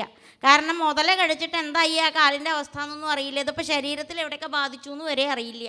അപ്പം അങ്ങനെയുള്ള അവസ്ഥയിൽ ഇനിയിപ്പം ഞാൻ അങ്ങോട്ട് വരണില്ല എന്ന് ഇരിച്ചിട്ട് നിങ്ങൾ മടങ്ങിക്കോളൂ എന്നൊക്കെ പറഞ്ഞു. അങ്ങനെ കുറേ കാലമൊക്കെ അവരിങ്ങനെ നിന്നു. അവസാനം എന്തായി, 1000 വർഷം ആവാറായി. അപ്പോഴും ആരും സഹായത്തിനെത്തിയില്ല. ഇങ്ങനെയുള്ള അവസരത്തിലാണ് പലരും സത്സംഗം തേടുക. ഇപ്പം എന്താ, നേരത്തെ പറഞ്ഞു, മുടി ഇങ്ങനെ വെള്ളക്കളറ് വരാൻ തുടങ്ങുമ്പോൾ, അതായത് നല്ല വെള്ളി നിറം നമ്മുടെ തലമുടിക്കൊക്കെ വരണ കാലത്താണ് നമ്മൾ ആരും കൂട്ടിനില്ല എന്നറിഞ്ഞിട്ട് എവിടെങ്കിലൊക്കെ നമ്മളെപ്പോലെയുള്ള ആളുകളുണ്ടോ എന്ന് കണ്ടെത്താൻ ശ്രമിക്കുക. അപ്പോഴാണ് സത്സംഗാദി വിഷയങ്ങളൊക്കെ മനസ്സിൽ വരിക. അതുപോലെ ഇവിടെ ഗജേന്ദ്രനെ ആശ്രയിക്കാൻ ആരും ഇല്ലാത്ത അവസ്ഥയായി. ഇപ്പോഴോ ആരും അവലംബം ഇല്ല എന്നുണ്ടെങ്കിൽ ആരെയാണ് നമ്മൾ അങ്ങനെ ആ ഒരു അവസ്ഥയിൽ കാണേണ്ടത്? സാക്ഷാൽ നാരായണമൂർത്തിയെ. ഈ ഗജേന്ദ്രനെ ആ സമയത്ത് പതുക്കെ പതുക്കെ പഴയ കാര്യങ്ങളൊക്കെ ഇങ്ങനെ മനസ്സിൽ ഇങ്ങനെ തെളിയാൻ തുടങ്ങി. പഴയ കാര്യങ്ങൾ എന്ന് പറയുമ്പോൾ നമ്മുടെ ഈ ജീവിതചക്രം ഇങ്ങനെ കറങ്ങിക്കൊണ്ടിരിക്കുകയാണ്. എന്താ, ജനിക്കും, കുറേ കാലം നമ്മളിങ്ങനെ നടക്കും, അത് കഴിഞ്ഞാൽ കുറച്ച് കാലം കിടക്കും, പിന്നെ അങ്ങോട്ട് മരിക്കും. മരിച്ചു കഴിഞ്ഞാൽ വീണ്ടും പുനർജനിക്കുക, അത് ശിശുവായിട്ട്, ആ ശൈശവം കഴിഞ്ഞു ബാല്യാവസ്ഥയായി. ഇത് കാലങ്ങളായിട്ട് നമ്മളുടെ ഇടയിലൊക്കെ നടക്കണ ഒരു വൈഭവം തന്നെയാണ്. നമ്മൾ പക്ഷേ അതൊന്നും അറിയണില്ല. എന്തുകൊണ്ടാണ് അറിയാത്തത്? നമ്മൾക്കതിന് ചിന്തകൾ ഒഴിഞ്ഞിട്ടുള്ള ഒരു നേരമില്ല. മനസ്സിൽ സദാ ചിന്തകളാണ്. ഇപ്പം ഇവിടെ സത്സംഗം പറയണ ആൾക്കും കേട്ടിരിക്കുന്ന ആൾക്കും മനസ്സിൽ എന്താണെന്ന് ചോദിച്ചാൽ മറ്റനേകം ചിന്തകളുണ്ടാവും. ഇത് ഈ പറയണ വിഷയത്തിൽ മാത്രം മനസ്സൂന്നി പറയാന്നൊക്കെ പറയാൻ പറ്റും. എത്ര സമയം പറയാൻ പറ്റും? 2 മിനിറ്റ് 3 മിനിറ്റ് കഴിയുമ്പോഴേക്കും വിഷയം മാറി വരും. ഇങ്ങനെയാണ് സാധാരണ പതിവ്. ഇപ്പം ഇതിങ്ങനെ മാറി മാറി മാറി മാറി ഗജേന്ദ്രൻ്റെ ഉള്ളിൽ തനിക്കിനി ആരും ഇല്ല എന്നുള്ള അവസ്ഥ വന്നപ്പോൾ ഗജേന്ദ്രൻ ഇങ്ങനെ ആലോചിച്ചു, ഇനി തൻ്റെ ഭാവി എന്തായിരിക്കും. ഭാവിയെക്കുറിച്ച് ആലോചിക്കാനൊന്നുമില്ല. ഏത് രീതിയിലുള്ള ഭാവിയാണെങ്കിലും അതിനി അവസാനം ഇല്ലാത്ത, അതായത് ഇനിയൊരു ജന്മം വേണ്ടാത്ത ഭാവിയായാൽ അത്രയും നന്നായി എന്ന് നിശ്ചയിച്ചിട്ട് തൻ്റെ പൂർവജന്മ സുഹൃതങ്ങളെ കൊണ്ട് ഭഗവാൻ നാരായണമൂർത്തിയെ മനസ്സിൽ ധ്യാനിക്കാൻ തുടങ്ങി. അങ്ങനെ ഭഗവാനെ ധ്യാനിച്ച് ധ്യാനിച്ച് ധ്യാനിച്ച് എല്ലാവരും പോയ സമയം മുതൽ 10,000-ഓളം വർഷം ഈ ഗജേന്ദ്രൻ അങ്ങനെ മുതലയുടെ കടിയിൽ അങ്ങനെ നിന്നു. അത് കഴിഞ്ഞ് അവസാന ഒരു നിമിഷം ഗജേന്ദ്രനൊന്ന് ഉറക്കെ വിളിച്ചു നോക്കി ഭഗവാനെ. ഭഗവാനെ വിളിച്ചതും വൈകുണ്ഠത്തിലിരിക്കണ ഭഗവാൻ ആ വിളി കേട്ടു. ഹേ, ഇതിപ്പോൾ ആരാ എന്നെ ഇങ്ങനെ വിളിക്കണത്? നോക്കുമ്പോൾ ആരാ? ഗജേന്ദ്രൻ. ഈ വിദ്വാൻ ഇവിടെ നിൽക്കണ്ടോ? ഞാൻ കണ്ടില്ല. എന്നാൽ ശരി, പുറപ്പെട്ട് പോവുക. അങ്ങനെ ഗരുഡൻ്റെ പുറത്ത് കയറിയിട്ട് ആ ശംഖചക്ര ഗദാപത്മത്തോട് കൂടിയിട്ട് വൈകുണ്ഠത്തു നിന്ന് പുറപ്പെട്ടു ഈ ത്രികുട പർവ്വതത്തിൽ. എങ്ങനെ? ആ ഗരുഡാരൂഢരായിട്ട് തന്നെ പ്രത്യക്ഷമായി ഈ തടാകത്തിൻ്റെ മുന്നിൽ. പ്രത്യക്ഷമായി എന്ന് മാത്രമല്ല, ഇത് കണ്ട ഗജേന്ദ്രനെ ഇതുവരെ തന്നെ ആരും രക്ഷിക്കാൻ വന്നില്ല. പലരും ശ്രമിച്ചു, അവരൊക്കെ പരാജയപ്പെട്ടു പോയി. ഇനി അപരാജിതനായിട്ടുള്ള, ഒട്ടും അപരിചിതത്വമില്ലാത്ത, തൻ്റെ തന്നെ സ്വത്വമായിട്ട് ഭവിക്കണ, തൻ്റെ ഉള്ളിലെ ആത്മപ്രകാശമായിട്ട് ഇതുവരെ താൻ എന്താണോ നനച്ചത് ആ രൂപം തൻ്റെ മുന്നിൽ വന്ന് നിൽക്കുകയാണ്. ഇത് കണ്ടപ്പോൾ സന്തോഷമായി. ഭഗവാനെ ഒന്നും കൂടി നീട്ടി വിളിച്ചു. ഭഗവാനെ, ആ വിളിയിൽ എന്താ കൊടുക്കേണ്ടത് ഭഗവാനെന്നറിയില്ല. അങ്ങനെയാണ് നമ്മൾക്കൊക്കെ. ഭഗവാൻ വന്നു കഴിഞ്ഞാൽ എന്ത് കൊടുക്കണം? നമ്മൾ സാധാരണ ഗുരുവായൂർക്കൊക്കെ പോകുമ്പോൾ കാണിക്കയായിട്ട് നിറയെ കിഴി കെട്ടി കൊണ്ടുവരും.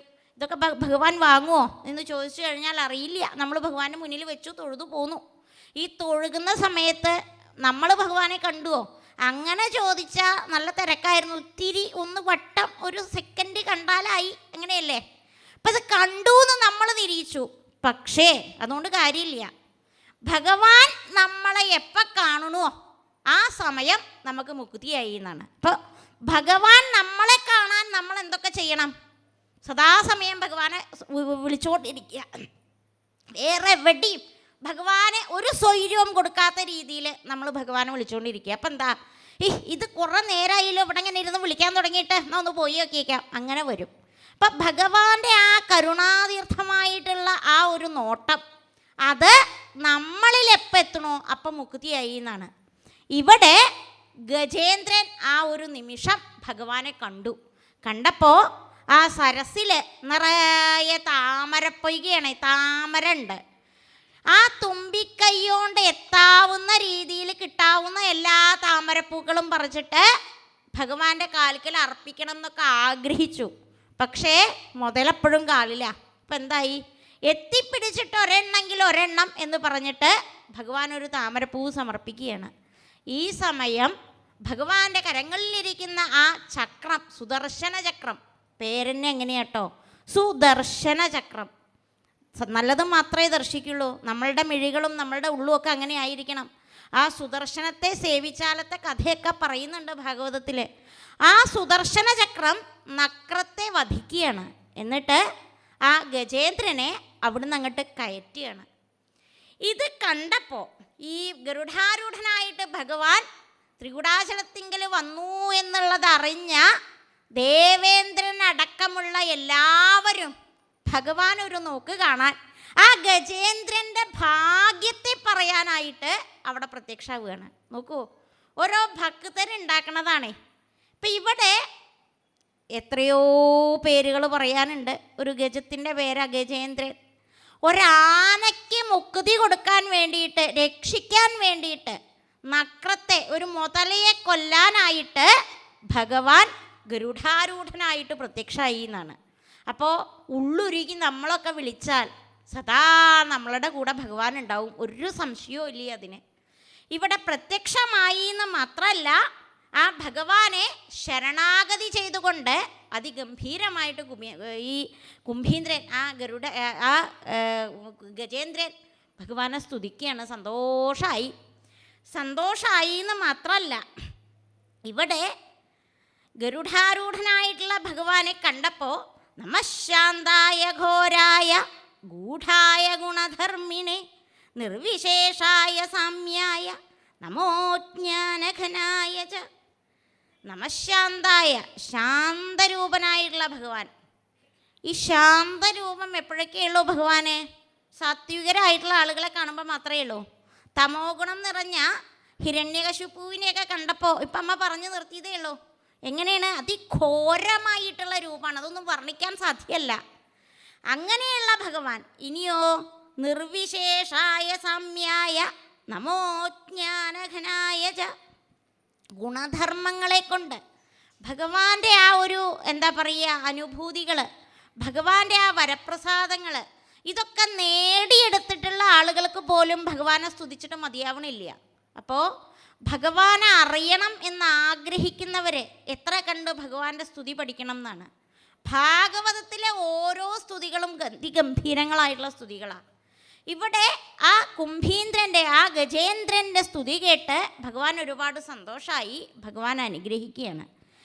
ഇങ്ങനെ ഇത് കണ്ടപ്പോൾ നമ്മൾക്കറിയാം, ഈ ഗജേന്ദ്രമോക്ഷം നമ്മൾ ഒറ്റ ശ്ലോകത്തിലൊക്കെ ചൊല്ലാറ് പതിവുണ്ട്. കുംഭീന്ദ്രൻ പോയി ത്രികുടാചലശിരസി മുതാവണ്ടകസ്ത്യശാപാൽ പിൻകാലിന്മേൽ കടിച്ചു മുതല കടിവിടാഞ്ഞായിരത്താണ്ടുഴന്നാൻ അന്നേരം പോന്നു വന്നു മുരരിപു ഗരുഡാരൂഢനായി ധ്യാനശക്തിയാ നക്രം ചക്രേണ കൊന്നക്കരിവരണത സായൂജ്യമേകീ മുകുന്ദൻ. ഗംഭീരാണ്. ഇപ്പം ഇതൊക്കെ കഴിഞ്ഞപ്പോൾ ഭഗവാൻ അവിടെ കണ്ട സന്തോഷത്തിൽ ആ പർവ്വതത്തിൻ്റെ പ്രത്യേകത പറഞ്ഞുല്ലോ. ഗന്ധർവന്മാരും കിന്നരന്മാരും യക്ഷന്മാരും അപ്സര സ്ത്രീകളൊക്കെ ധാരാളമുള്ള പർവ്വതമാണ്. ആ പർവ്വതത്തിൽ ഇവരെല്ലാവരും വന്നിട്ട് ഭഗവാന്റെ മുന്നിൽ ആനന്ദ നൃത്തം ആടുകയാണ്. ആനന്ദ നൃത്തം മാത്രമല്ല, ഭഗവാനെ സ്തുതിക്കുകയാണ്. നല്ല നല്ല എന്താ പറയുക, ഭഗവാന്റെ ആ നാമങ്ങളെ ചൊല്ലിയാണ്. എങ്ങനെയാണ് അവിടെ മംഗളകീർത്തനം പാടേണ്ടത് എന്നറിയാതെ, ആ എങ്ങനെയാണ് നടനം ആടേണ്ടത് എന്നറിയാതെ അപ്സര സ്ത്രീകൾ സുന്ദരമായിട്ട് നൃത്തം ചവിട്ടണു. ഇങ്ങനെ പല പ്രകാരത്തിൽ ഈ വിധത്തിലുള്ള കാര്യങ്ങളൊക്കെ നടക്കുമ്പോൾ ഒരു സംശയം വരികയാണ്. ഈ ഗജേന്ദ്രൻ ഒരു ആനയ്ക്ക് ഇത്രയൊക്കെ പറയാനുണ്ടോ? ഈ ആനയ്ക്ക് എന്തിനാ ഭഗവാൻ വന്നിട്ട് ഇങ്ങനെ മോക്ഷം കൊടുക്കണത്? ആന ഒരു നിസാരനായിട്ടുള്ള ജീവി, സത്യമല്ലേ? നമ്മളുടെ മുന്നിൽ ഏറ്റവും നിസാരനാണ്. ഗജമാണ് എവിടെ? കാട്ടില്. ഇന്ദ്രനാണ് കാട്ടില്. പക്ഷെ എന്താ, നമ്മളുടെയൊക്കെ ഇടയിൽ വരുമ്പോൾ എത്ര സാധുവായിട്ടുള്ള ആനയാണ് അല്ലേ? അങ്ങനെ ഒരു ആനയ്ക്ക് മുക്തി കൊടുക്കാൻ, അല്ലെങ്കിൽ ആനയെ കൈ ഏൽക്കാൻ വേണ്ടിയിട്ട് ഭഗവാൻ ഗരുഡാരൂഢനായിട്ട് എത്ര കാര്യങ്ങളുണ്ട് ഭഗവാനെ. വൈകുണ്ഠത്തിൽ വെറുതെ ഇരിക്കുക അല്ലല്ലോ. എത്ര ഭക്തരെ കാണാനുണ്ട്, എത്ര ഭക്ത ഹൃദയത്തിൽ വസിക്കാനുണ്ട്, എത്ര ലോകോപകാരങ്ങൾ ചെയ്യാനുണ്ട്. ഈ കണ്ട കാര്യങ്ങളൊക്കെ ഇട്ടെറിഞ്ഞ് ഭഗവാൻ ഇവിടെ ഈ ഗജേന്ദ്രൻ്റെ അടുത്ത് പ്രത്യക്ഷമായിരിക്കണം. അപ്പം അതിൻ്റെ കാരണം എന്താണ് എന്നറിയാൻ ഒരു ആഗ്രഹം. അപ്പം അത് ചോദിച്ചപ്പോൾ ഇവിടെ ഈ ഗജേന്ദ്രൻ്റെ പേരിൽ മോക്ഷം കിട്ടിയ ഒരാളുണ്ട്. ആരാ അത്? ഒരു മുതലയെയാണ് ഭഗവാൻ വധിച്ചത്. ഈ പറഞ്ഞ ആനയെ വധിച്ചില്ല. ആന കുറേ കുറുമ്പൊക്കെ കാട്ടിയിരുന്നു നല്ല കാലത്ത്. നല്ലോണം എങ്ങനെയൊക്കെ മതിച്ച് നടക്കാവോ അതുപോലെയൊക്കെ നടന്നിരുന്നു. അതൊന്നും കണക്കിലെടുക്കാണ്ട് ഈ നക്രത്തെ കൊല്ലുക ചെയ്തത്. അതിൻ്റെ കാരണം എന്താ? ഇതിൻ്റെ കാരണം എന്താണെന്ന് ചോദിച്ചാൽ, ഈ നക്രം എന്ന് പറയുന്നത്, ഈ മുതല എന്ന് പറയുന്നത് ഒരു വെറും മുതലയല്ല. ഹൂഹു എന്ന പേരായിട്ടുള്ള ഒരു ഗന്ധർവൻ. ഈ ഗന്ധർവന്മാരുടെ സ്വഭാവം നമുക്കൊന്നും അടുപ്പിക്കാൻ പറ്റില്ല. എന്താണ്? സ്ത്രീ വിഷയത്തിൽ അഗ്രഗണ്യന്മാരാണെന്നാണ് പറയുക. അപ്പോൾ വളരെയധികം സന്തോഷവതിയായിട്ടുള്ള ഒരു സ്ത്രീയുമായിട്ട് രമിക്കാനായിട്ട് നടക്കണ സമയത്ത്, അവിടെ തന്നെയാണ് കുറേ കാലമായിട്ട് ഈ ഗന്ധർവൻ്റെ താമസം. അങ്ങനെ നടക്കണ സമയത്ത് ദേവലൻ എന്ന് പേരായിട്ടുള്ള ഒരു മഹർഷി, വളരെ സാത്വികനായിട്ടുള്ള ആളാണ്, അവിടെ തപസ് ചെയ്യുകയാണ്. തപസ് ചെയ്യാന്ന് മാത്രമല്ല, ഈ സമയത്ത് ഇവർ ഈ ജലക്രീഡയ്ക്കൊക്കെ ഇറങ്ങിയിട്ട് മഹർഷിയുടെ ശരീരത്തിൽ ജലം കോരി ഒഴിക്കുക. ഈ വേണ്ടാത്ത കാര്യങ്ങൾ തോന്നാൻ ഒരു നിമിഷം മതി എന്നാ. വേണ്ട കാര്യങ്ങൾ തോന്നാൻ അനേക വർഷം കാത്തിരിക്കണം എന്നുണ്ടെങ്കിൽ വേണ്ടാത്ത പണിക്ക് പോവാൻ ഒരു നിമിഷം മതി. ഒരൊറ്റ നിമിഷം കൊണ്ട് മനസ്സ് മാറി മറിയും. ഇപ്പം കണ്ടപ്പോൾ ഒരു മഹർഷിയാണെന്നൊക്കെ തോന്നിച്ചാലും ഒരു കൗതുകത്തിൻ്റെ പേരിൽ ഈ വിദ്വാൻ കാട്ടാവുന്ന പരാക്രമങ്ങളൊക്കെ ആ മഹർഷിയോട് കാട്ടി. ഇപ്പോൾ ദേഷ്യം സഹിക്കുക വയ്യാണ്ട് ഈ മഹർഷി പറഞ്ഞു, ആഹാ നിൻ്റെ സ്വഭാവം ഇങ്ങനെയല്ലേ, അപ്പം അതുകൊണ്ട് നീ കുറച്ചു കാലം അവിടെ വെള്ളത്തിൽ കിടക്ക്. അങ്ങനെ മുതലയായിട്ട് മാറിയിട്ട് ആ തടാകത്തിൽ അനേക കാലമായിട്ട് ആ തടാകത്തിൽ തന്നെയാണ് ഈ മുതല കിടക്കുന്നത്. അപ്പം മുതലയായിട്ട് മാറിയപ്പോഴാണ് തനിക്ക് പറ്റിയ അബദ്ധം മനസ്സിലായത്. ഗന്ധർവനായിട്ട് ഇരിക്കുന്ന സുഖവും മുതലയായിട്ട് ഇരിക്കുന്ന സുഖം രണ്ടും രണ്ടാണേ. ഗന്ധർവനാണെന്നുണ്ടെങ്കിൽ എന്താണ്? സ്വൈരവിഹാരമുണ്ട്. അതുമാത്രമല്ല അതിൻ്റേതായ യോഗ്യതകളൊക്കെ ഉണ്ട്. ഇപ്പം ശാപം കിട്ടിയൊരു ജന്തുവായിട്ട് വന്ന് കിടക്കുമ്പോഴാണ് നമ്മളൊക്കെ അങ്ങനെ കുറച്ചു കാലം കഴിഞ്ഞാൽ ചിന്തിക്കും, നല്ല ഒരു മനുഷ്യജന്മം നമ്മൾക്ക് കിട്ടി, എത്ര കഷ്ടപ്പെട്ടിട്ടാണ്, സുഹൃത ദുഷ്കൃതങ്ങളൊക്കെ തുല്യമായിട്ട് എങ്ങനെയൊക്കെയോ ഭവിച്ചു. അത് മാത്രമല്ല ഈ ഭാരതഖണ്ഡത്തിങ്കിൽ കലികാലത്ത് നമ്മളിവിടെ വന്ന് ജനിച്ചു. ഈ ജനിച്ചു എന്ന് മാത്രമേ ഉള്ളൂ കേട്ടോ.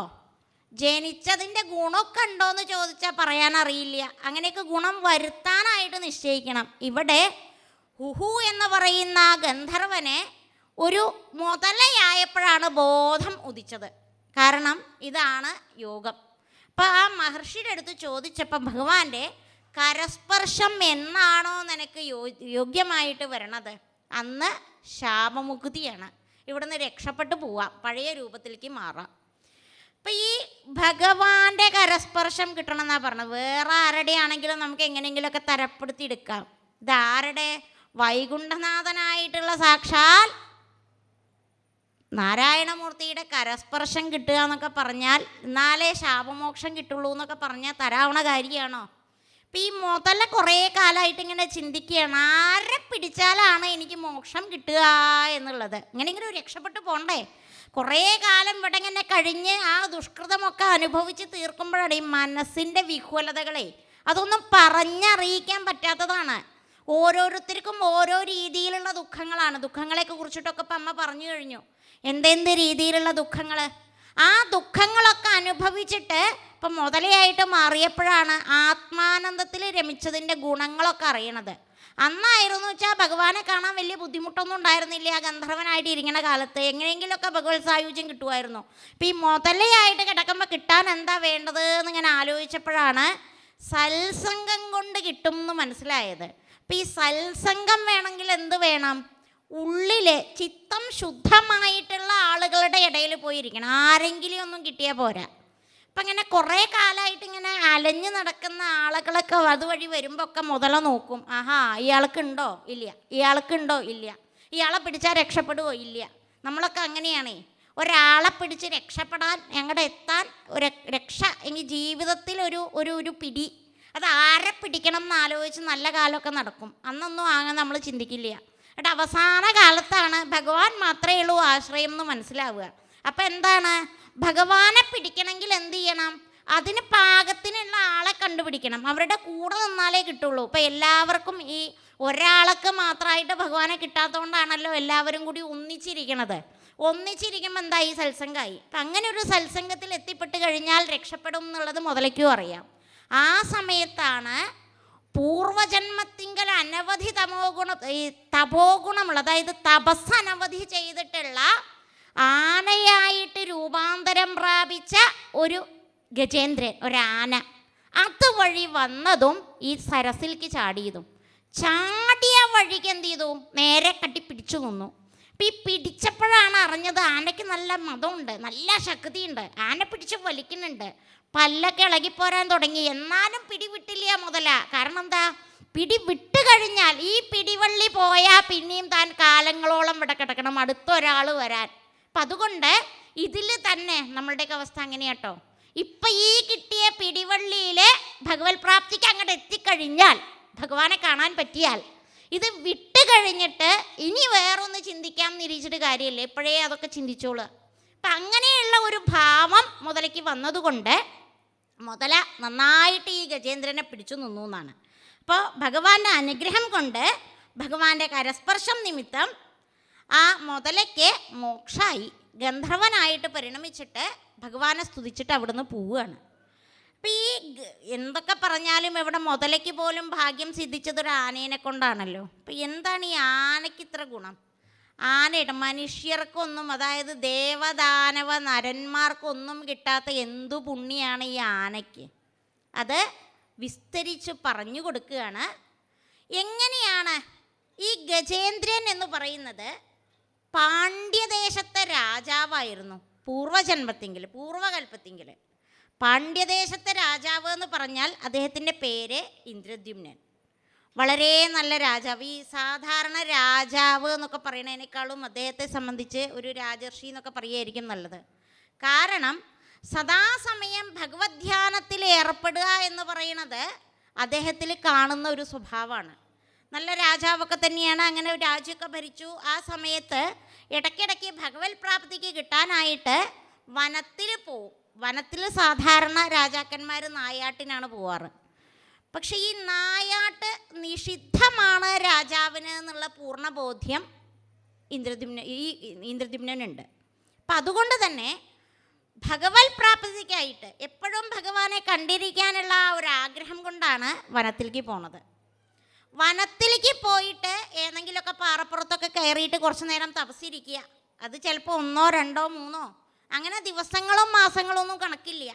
ഭഗവാനെ കാണാൻ ആത്മതൃപ്തി, ആ സംതൃപ്തി, ഉള്ളിൽ ആ ഒരു ആനന്ദം വരണത് വരെയൊക്കെ അവിടെ ഇരിക്കുക. അത് കഴിഞ്ഞാലോ മടങ്ങുക രാജ്യത്തേക്ക്. അപ്പം അങ്ങനെ ഒരിക്കലും ഇരിക്കണ കാലത്ത് കാലത്തിന് പ്രസക്തിയുണ്ട്. എന്താ കാലത്തിൻ്റെ പ്രസക്തി? ഇവിടെ കാലമാണ് എല്ലാം തീരുമാനിക്കുന്നത്. ഓരോരോ ജന്മങ്ങൾക്കും ഏതേത് സമയത്താണ് മുക്തി മാർഗത്തെ പ്രദാനം ചെയ്യേണ്ടത് എന്നുള്ളത് ഭഗവാന്റെ ഇംഗിതത്തിനനുസരിച്ച് ആ കാലം തന്നെയാണ് തീരുമാനിക്കുന്നത്. അതുമാത്രമല്ല, ഈ ഭുവനത്തിൽ ഏതേത് രീതിയിലുള്ള അനുഗ്രഹവർഷങ്ങൾ ഭഗവത് പ്രാപ്തിയായിട്ട് വരണം എന്ന് നിശ്ചയിക്കുന്നതും കാലമാണ്. അതുകൊണ്ടാണ് കാലത്തെ ഗണിക്കാൻ നമ്മൾക്കാവില്ല. നമ്മളിപ്പോൾ ഇങ്ങനെ പറയണു, കാലമൊക്കെ എനിക്കറിയാം, കഴിഞ്ഞത് ഭൂതം, ഇപ്പം നടന്നുകൊണ്ടിരിക്കണ വർത്തമാനം, അങ്ങോട്ടും ഇങ്ങോട്ടും വർത്തമാനം പറഞ്ഞുകൊണ്ടിരിക്കണു, ഇനി ഭാവി. അപ്പം ഇതൊക്കെ നമ്മൾ പറയണമെന്നേ ഉള്ളൂ. ഈ പറയലൊന്നുമല്ല കാലത്തിൻ്റെ ഗണനയിൽ വരണതേ. അത് വേറെ വിഷയമായിട്ട് പഠിച്ചെടുക്കേണ്ട കാര്യമാണ്. ഇത് പഠിക്കാനാണെങ്കിലോ അത്രയും പ്രാപ്തിയുള്ള ഗുരുനാഥന്മാരെടുത്ത് പോയി പഠിക്കണം. അപ്പോഴാണ് കാലത്തിൻ്റെ പ്രസക്തി എന്താണെന്ന് മനസ്സിലാവുക. ഇവിടെ ഇന്ദ്രദ്യുമ്നനായിട്ടിരിക്കുന്ന ആ മഹാരാജാവിന് എല്ലാവിധ സുഖസൗകര്യങ്ങളും ഉണ്ടായിരുന്നു. ആ സുഖസൗകര്യങ്ങളിൽ നിന്നൊഴിവായിട്ട് സന്തോഷവാനായിട്ടായിരുന്നു അദ്ദേഹം വനത്തിൽ പോയിട്ട്, അതിലും ആത്മാനന്ദം ലഭിക്കാനായിട്ട്, ആ പരമപുരുഷൻ്റെ ആ ഒരു പ്രാപ്തി എപ്പോഴും തനിക്ക് ഹൃദയാനന്ദമായിട്ട് ലഭിക്കാനായിട്ടാണ് രാജാവായിട്ടുള്ള അദ്ദേഹം കാട്ടിലൊക്കെ പോയി ഇരിക്കാറുള്ളത്. അപ്പം ഈ സമയത്ത് കാലത്തിൻ്റെ നിശ്ചയം മറ്റൊന്നായിരുന്നു. അങ്ങനെ ഒരു ദിവസം ഒരു പാറയുടെ മുകളിൽ തപസ്സിരിക്കുന്ന സമയത്ത് അതുവഴി അഗസ്ത്യ മഹർഷി തൻ്റെ ശിഷ്യന്മാരുമായിട്ട് വരികയാണ്. അഗസ്ത്യ മഹർഷി വരണ സമയത്ത് നോക്കുമ്പോൾ മഹാരാജാവാണ്. ഈ വിദ്വാൻ എന്താ ഇവിടെ വന്നിരിക്കണേ നോക്കി. ഇപ്പോൾ സാധാരണ രാജാക്കന്മാർ ഇവിടെ വന്നിരിക്കേണ്ട കാര്യമില്ലല്ലോ. അപ്പോൾ വെറുതെ നായാടി വിശ്രമിക്കാൻ ഇരിക്കാവും എന്നൊക്കെ നിരീക്ഷിച്ചിട്ട് ഇദ്ദേഹത്തിൻ്റെ അടുത്ത് പോയിട്ട് നിന്ന സമയത്ത് മഹാരാജാവ് ഇതൊന്നും അറിഞ്ഞില്ല. മഹാരാജാവ് ആ സമയത്ത് ഭഗവാനെ സ്വപ്നം കണ്ടിരിക്കുക, ഭഗവാനെ തന്നെ ധ്യാനിച്ചിരിക്കുക. ഈ സ്വപ്ന ദർശനം എന്നൊക്കെ പറയണതിന് കുറച്ചും കൂടി കടികട്ടിയുണ്ട് കേട്ടോ. നമ്മൾ ഈ പറയുന്ന ജാഗ്രത സ്വപ്ന സുഷുപ്തിയാവസ്ഥകളൊന്നുമല്ല യോഗീശ്വരന്മാരായിട്ടുള്ള അവരുടെ അവസ്ഥ. കാരണം എന്താ, അത് മായ എങ്ങനെ നിശ്ചയിക്കണമെന്ന് പറയാൻ നമുക്കറിയില്ല. അതാണ് അവിടുത്തെ ഒരു വിഷയം. അപ്പം ഇവിടെ അല്പനേരം നിന്ന അഗസ്ത്യ മഹർഷിക്ക് ദേഷ്യം വന്നു. താൻ ഇവിടെ വന്നു നിന്നിട്ടും ഈ ഏഭ്യൻ കണ്ടില്ല. എന്നാൽ തനിക്ക് കുറച്ച് മതം കൂടിയിട്ടല്ലേ, ഇങ്ങനെ അഹങ്കാരം വന്നിട്ടല്ലേ, എന്നാൽ താൻ കുറച്ചു കാലം മതിച്ച് നടക്കുക എന്ന് പറഞ്ഞിട്ട് ആ മതിച്ച് നടക്കാനായിട്ട് ആനയായിട്ട് പോട്ടെ എന്ന് പറഞ്ഞിട്ട് ശപിച്ചു. അപ്പം ഇതൊന്നും പാവം രാജാവ് അറിഞ്ഞില്ല. രാജാവ് തപസ്സൊക്കെ കഴിഞ്ഞ് ഉണർന്ന സമയത്താണ് ഈ വിഷയം അറിയണത്. അപ്പം രാജാവ് നിരീച്ചു, ഒരു നല്ല കാര്യത്തിനായിരിക്കും, ഭഗവാന്റെ ഇച്ഛയ്ക്കനുസരിച്ചാണല്ലോ കാര്യങ്ങൾ നടക്കുക. അപ്പം ഭഗവാന്റെ ഇച്ഛ ഇതായിരിക്കും, അതുകൊണ്ട് കുറച്ചു കാലം ഗജേന്ദ്രനായിട്ട് നടക്കാനായിരിക്കും യോഗം എന്ന് നിശ്ചയിച്ചിട്ട് ഗജേന്ദ്രനായിട്ട് മാറിയതാണ്. അങ്ങനെയാണ് ഗജേന്ദ്രൻ സരസിലിറങ്ങിയിട്ട് ഈ വക വിക്രിയകളൊക്കെ ഉണ്ടായി ഭഗവത് പ്രാപ്തി നേടിയത്. അപ്പം ഇങ്ങനെ ആ ഗജശാപം കൊണ്ടുണ്ടായ ഗുണം എന്താണ്? അങ്ങനെ ഒരു അഗസ്ത്യ മഹർഷിയുടെ ശാപം ആ മഹാരാജാവിന് ലഭിച്ചു എന്നതുകൊണ്ടും പൂർവപുണ്യമായിട്ട് തപസ്സ മഹാരാജാവിനുണ്ട് എന്നുള്ളത് കൊണ്ടുമൊക്കെയാണ് നക്രത്തിന്, ആ മുതലയ്ക്ക് ഭഗവാന്റെ കരസ്പർശം ഏൽക്കാനുള്ള ഭാഗ്യം ഉണ്ടായത്. നോക്കൂ, കാലത്തിൻ്റെ ഓരോ വിക്രിയകളാണ് പറയണത്. കാലം ഇവിടെ ഒന്ന് വെച്ച് ഒരു അബദ്ധമായിട്ട് നമ്മൾക്ക് തോന്നുന്ന ഒരു കാര്യമാണെങ്കിൽ അത് അബദ്ധമല്ല, സുബദ്ധം തന്നെയാണ്. വേണ്ടിയിട്ട് കാലം ചെയ്യണതാണെന്നാണ് പറയേണ്ടത്. അതുകൊണ്ടാണ് അവിടെ ഇത്രയും അനുഗ്രഹങ്ങൾ. അവർക്ക് മാത്രമല്ല, ആ പ്രകൃതീശ്വരിക്ക് പോലും ഭഗവാന്റെ പ്രാപ്തി ഉണ്ടായി എന്നാണ് പറയണത്. അതുവരെ ഇല്ലാത്ത പ്രകൃതിയുടെ ആ മനോഹാരിത മുഴുവൻ അവിടെ നിറഞ്ഞു നിന്നു. അതുമാത്രോ, അതുവരെ അവിടെ ഏതേത് വിഭാഗത്തിൽപ്പെട്ട ഗന്ധർവ യക്ഷാദികളൊക്കെ വന്നിരുന്നോ, ഏതേത് ദേവന്മാർ വന്നിരുന്നോ, അവർക്കൊക്കെ ഭഗവത് ദർശനം സാധ്യമായി എന്നാണ് പറയേണ്ടത്. ഇപ്പോൾ ഒരാനയ്ക്ക് അനുഗ്രഹം കൊടുക്കാൻ ഇവിടെ നമ്മളൊക്കെ ഒന്ന് ചിന്തിക്കുക. പൂർവജന്മത്തിൽ ഒരുപാട് പുണ്യകർമ്മങ്ങൾ സുകൃതങ്ങൾ ചെയ്തതുകൊണ്ടാണ് ഈ ജന്മത്തിൽ ഇത്തിരി ദുഷ്കൃതമൊക്കെ ചെയ്തു കഴിഞ്ഞാലും നമ്മളൊക്കെ ഇവിടെ വന്നിങ്ങനെ ഇരിക്കണത്. ഇതിനൊക്കെയുള്ള ഭാഗ്യം നമ്മൾക്ക് ഉണ്ടാക്കി തരണതും ആ കാലം തന്നെയാണ്. അങ്ങനെയാണ് നിശ്ചയം പറയേണ്ടത്. അപ്പം ഇങ്ങനെ ആ ഗജേന്ദ്രൻ്റെ കഥ അത് വളരെ ഭക്തിപൂർവം ശുകബ്രഹ്മർഷി പരീക്ഷിത്ത് മഹാരാജാവിന് പറഞ്ഞു കൊടുക്കുകയാണ്. ഈ കഥ കേട്ടപ്പോൾ പരീക്ഷത്തിന് സംശയം ഉണ്ടായി. വെറുതെ കഥയല്ലല്ലോ ഇത്, എന്തൊക്കെയോ അതിൽ പറയാനുണ്ടല്ലോ. അപ്പോൾ ബ്രഹ്മർഷി പറയുന്നുണ്ട്, അനവധി കാര്യങ്ങൾ പറയാനുണ്ട്. ആ പറയുന്ന കാര്യങ്ങൾ ഓരോന്നും ഇനി കേൾക്കാനുള്ള കാര്യങ്ങളുമായിട്ട് ബന്ധപ്പെട്ട് കിടക്കുകയാണ്. അപ്പം നമ്മൾക്ക് അതെന്താണെന്ന് കൂടി അറിഞ്ഞിട്ട് വരാം എന്ന് പറഞ്ഞിട്ട് അഷ്ടമസ്കന്ധത്തിലെ ഭാഗവതത്തിലെ അടുത്ത കഥയെ ഉദ്ധരിച്ചുകൊണ്ട് ഭഗവാൻ ആ ശുകബ്രഹ്മർഷി ആ കഥാതന്തുവിലേക്ക് കിടക്കുകയാണ്. രൈവതകമനുവിൻ്റെ വംശവർണ്ണനയാണ് അവിടെ വിശദാക്കുന്നത്. അത് കഴിഞ്ഞിട്ട് ശുഭ്രന് വികുണ്ഠ എന്നു പേരായിട്ടുള്ള പത്നിയിൽ സാക്ഷാൽ നാരായണസ്വാമി സ്വാംശം കൊണ്ട് വൈകുണ്ഠൻ എന്ന നാമധേയത്തോടു കൂടി ജനിക്കുകയാണ് സ്വാംശത്തിൽ. അങ്ങനെ വൈകുണ്ഠൻ രമാദേവിയുമായിട്ട് സുഖമായിട്ടിരിക്കുന്ന സമയത്തെങ്കിൽ രമാദേവിയുടെ ആഗ്രഹപ്രാപ്തിക്കായിട്ട് വൈകുണ്ഠലോകം നിർമ്മിക്കുകയാണ്. ഇതൊക്കെ വളരെ വിസ്തരിച്ച് പറയേണ്ടതാണ്. അങ്ങനെ ആ സ്വസങ്കല്പത്താൽ തന്നെ അതൊക്കെ പ്രകാശിപ്പിച്ച് 14 ലോകങ്ങളിലും കാണത്തക്കതാക്കിയിട്ട് നിർത്തിവെച്ചു. മാത്രമല്ല ആറാമത്തെ മന്വന്തരത്തിങ്കൽ മന്ത്രദ്രുമ്നൻ എന്ന നാമധേയത്തോടു കൂടിയിട്ട് ദേവേന്ദ്രൻ, ഓരോ മന്വന്തരത്തിലും സപ്തർഷികൾ ഇന്ദ്രന്മാരെ ഒക്കെ ഇങ്ങനെ അറിഞ്ഞിരിക്കണം എന്നാണ് പറയുക. അതുപോലെ തന്നെ ആദിത്യന്മാർ, ഇവരുടെയൊക്കെ സ്ഥിതികൾ നമ്മൾ അറിയണം എന്നാണ് പറയുക. അപ്പം ഇവിടെ മന്ത്രദ്രുമ്നൻ എന്ന നാമത്തോടു കൂടിയിട്ടുള്ള ദേവേന്ദ്രനാണ് ഇന്ദ്രലോകം ഭരിക്കുന്നത്. ആ കാലത്ത് ജഗത്പതിയായിട്ടുള്ള സാക്ഷാൽ മഹാവിഷ്ണു വൈരാജൻ്റെ പുത്രനായിട്ട് സംഭൂതി എന്ന പേരായിരിക്കണ അദ്ദേഹത്തിൻ്റെ പത്നിയിൽ വളരെയധികം സന്തോഷവാനായിട്ട് അംശാവതാരം ചെയ്യുകയാണ്. ആ ഭഗവാൻ സമുദ്രമഥനം ചെയ്തിട്ട് ദേവന്മാർക്ക് അമൃത് സമ്പാദിച്ചു കൊടുക്കുകയാണ്. അപ്പോൾ ഈ അമൃത് സമ്പാദിച്ചു കൊടുക്കുക എന്നൊക്കെ പറഞ്ഞപ്പോൾ നമ്മളുടെ പരീക്ഷത്തിന് എന്ത് പറഞ്ഞാലും സംശയങ്ങളാണ്. എത്ര കേട്ടാലും മതിയാവില്ല. ഇപ്പം ഭഗവാന്റെ കഥയല്ലേ. അപ്പം ഇങ്ങനെയൊക്കെ പറഞ്ഞു പോയപ്പോൾ അമൃത് കിട്ടി, ദേവന്മാർ ഭക്ഷിച്ചു എന്നൊക്കെയാണ് കേൾക്കുമ്പോൾ ആർക്കായാലും അത് അറിയാനൊരാഗ്രഹം ഉണ്ടാവും. എന്താണ് അമൃത്, എങ്ങനെയാണ് അത് കിട്ടുക? നമുക്കൊക്കെ ആഗ്രഹമുണ്ട്. കാരണം എന്താ, ജരാനരകളൊന്നും ഉണ്ടാവില്ല, അങ്ങനെയാണല്ലോ പറയണത്. ജരാനരകൾ ഇല്ലാണ്ടിരിക്കണമെങ്കിൽ, ആരോഗ്യവാനായിട്ട് ഇരിക്കണമെങ്കിൽ സ്വല്പം അമൃത് മതി. നമ്മൾക്ക് പാലാഴി കടഞ്ഞു നോക്കാം, നമുക്കൊന്ന് നോക്കാം, ശ്രമിച്ചു നോക്കാം. ഈ ജന്മത്തിങ്കൽ പാലാഴി കടഞ്ഞിട്ടുള്ള അമൃത് നമുക്ക് സ്വായത്തമാക്കാൻ കഴിഞ്ഞാൽ ഈ ജന്മത്ത് തന്നെ നമുക്ക് സുഖമായിട്ടിരിക്കാം. അടുത്ത ഒരു ജന്മം അതിനു വേണ്ടി വരേണ്ട ആവശ്യമില്ല.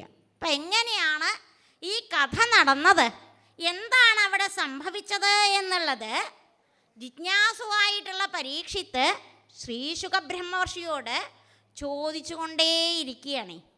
അപ്പം ഭഗവാൻ ആരുടെ ആവശ്യത്തിനായിട്ടാണ് ക്ഷീരസാഗരം മഥനം ചെയ്തത്? തത്സമയത്ത് ഭഗവാൻ ഒരു അവതാരത്തെ കൈക്കൊണ്ടു, കൂർമാവതാരം. എന്തിനു വേണ്ടിയിട്ടാണ് ആ അവതാരം കൈക്കൊണ്ടത്? മാത്രമല്ല, ദേവന്മാർക്ക് അമൃത് ഏത് വിധത്തിലാണ് ലഭിച്ചത്? ഈ മഥന സമയത്ത് അമൃത് മാത്രമാണോ ഉണ്ടായിരുന്നത്? വേറെ എന്തെങ്കിലുമൊക്കെ ഉണ്ടായോ? ഈ കഥ അറിയാൻ എപ്പോഴും കുട്ടികളായിട്ടിരിക്കുക, നമ്മൾക്കൊക്കെ കുട്ടികളായിട്ടിരിക്കാം. കഥ കേൾക്കാൻ ഏറ്റവും ആഗ്രഹവും ഇഷ്ടവും കുട്ടികൾക്കായിരിക്കും. അതുകൊണ്ടാണ് ഭാഗവത കഥാമൃതം എപ്പോഴും കുട്ടികളെ കേൾപ്പിക്കണം എന്ന് പറയുന്നത്. അതിൻ്റെ അനുഭവം എന്താണെന്ന് ചോദിച്ചാൽ, പരീക്ഷത്തിന് അമ്മയുടെ ഗർഭാവസ്ഥയിൽ ഇരിക്കുമ്പോൾ തന്നെ ഭഗവാനെ കാണാൻ സാധിച്ചു. നമുക്കൊക്കെ കുട്ടികളായിട്ട് ഇനി വീണ്ടും പോയി ഇരുന്നിട്ടെങ്കിലും ആ ഒരു ഭാഗ്യം ഉണ്ടാവട്ടെ എന്നാണ്. അപ്പം ഇവിടെ എങ്ങനെയാണ് ഈ മഥന സമയത്ത് എന്തൊക്കെയാണ് സംഭവിച്ചത് എന്നറിയാൻ ഭക്തോത്തമനായിട്ടുള്ള പരീക്ഷത്തിന് വല്ലാത്ത ഒരാഗ്രഹം. അപ്പം ഈ ആഗ്രഹത്തെ ഭഗവാനോട് പറയുകയാണ്, ശുകബ്രഹ്മർഷിയോട് പറയുകയാണ്. അപ്പോൾ അദ്ദേഹം പറയണു, ദേവാസുര യുദ്ധത്തിൽ ദേവന്മാർ പരാജയപ്പെടുകയാണ്. വെറുതെ പരാജയപ്പെടുന്നതല്ല കേട്ടോ. ദേവാസുര യുദ്ധം എന്നൊക്കെ പറയുമ്പോൾ ദേവന്മാർ, അസുരന്മാർ, അതിഘോരന്മാരായിട്ടുള്ള ആളുകളാണ് ഈ അസുരന്മാർ. ദേവന്മാരോ വളരെയധികം സാത്വികരായിട്ടുള്ള ആളുകൾ. അങ്ങനെയൊന്നും വിചാരിക്കണ്ട. ദേവന്മാരിലും അസുരഗണുള്ളതുണ്ട്, അസുരന്മാരിലും ദേവഗണുള്ളതുണ്ട്. അസുരന്മാരിൽ സർവോത്തമനായിട്ടുള്ള ആളുടെ കഥ പ്രഹ്ലാദ ചരിതം ഇപ്പോൾ കേട്ടിരിക്കുകയാണ് എല്ലാവരും. അപ്പം അതുകൊണ്ട് നമ്മൾക്ക് ആരാവണം എന്നുള്ള ചിന്ത മനസ്സിൽ സ്വയമേ വരേണ്ടതാണ്. അത് തനിയെ ആവർത്തിക്കപ്പെടേണ്ടതാണ്. നമ്മൾ ഒരാളുടെ കേട്ട് പഠിക്കേണ്ടതല്ല. അപ്പം അങ്ങനെയുള്ള അവസ്ഥയിൽ ദേവാസുര യുദ്ധത്തിൻ്റെ ആ പരാജയം, അപ്പോൾ അതിൻ്റെ സമയത്ത് ഒരു ശാപം കൂടി ഇവർക്ക് കിട്ടേണ്ടായിട്ടുണ്ട്. എന്താ അത്? ദുർവാസാവു മഹർഷിയുടെ ശാപം. ആരാ ദുർവാസാവു മഹർഷി? ശിവാംശത്തിങ്കലെ അഗ്നിയിൽ ജനിച്ചിട്ടുള്ള ആളാണ്, ബ്രഹ്മർഷിയാണ് ആ ദുർവാസാവ്. ദുർവാസാവ് എന്ന് പറയുമ്പോൾ എല്ലാവർക്കും കോപിഷ്ഠൻ എന്നുള്ള രീതിയിലൊക്കെ ആയിരിക്കും. അങ്ങനെയൊന്നുമില്ല. ഭക്തരുടെ അനുഭൂതികളെ സത്സംഗങ്ങളിൽ പാടി നടക്കാനും എല്ലാവരിലും ഭഗവാന്റെ ആ മായാവിലാസത്തെ എത്തിക്കാനും ഇത്ര കണ്ട് പരിശ്രമിക്കണ ഒരു മഹർഷി ഉണ്ടാവില്ല. മാത്രമല്ല, കാലത്തിന് അനുഗുണമാകുന്ന രീതിയിൽ കാലം നിശ്ചയിച്ചിട്ട് ഇദ്ദേഹത്തിൻ്റെ ഓരോ ശുണ്ഠിയും മറ്റുള്ളവർക്ക് ഗുണപ്രദമായിട്ട് ഭവിക്കണു എന്നുള്ളതും ആ ദുർവാസാവ് മഹർഷിയുടെ തപസ്സിൻ്റെ ഫലമാണ്. അപ്പം ഇവിടെ ദുർവാസാവ് മഹർഷി ശപിച്ചു എന്ന് പറഞ്ഞു. ആരെയാ ശപിച്ചത്? ദേവേന്ദ്രനെയാണ് ശപിച്ചത്. എന്തിനാ അത്? ദേവേന്ദ്രന് രജോ ഗുണം കുറച്ച് കൂടുതലാണ്. രജോ ഗുണം വേണം കേട്ടോ, തിരിയെങ്കിലും വേണം. ഒട്ടും സത്വഗുണമായിട്ട് പോകരുത്.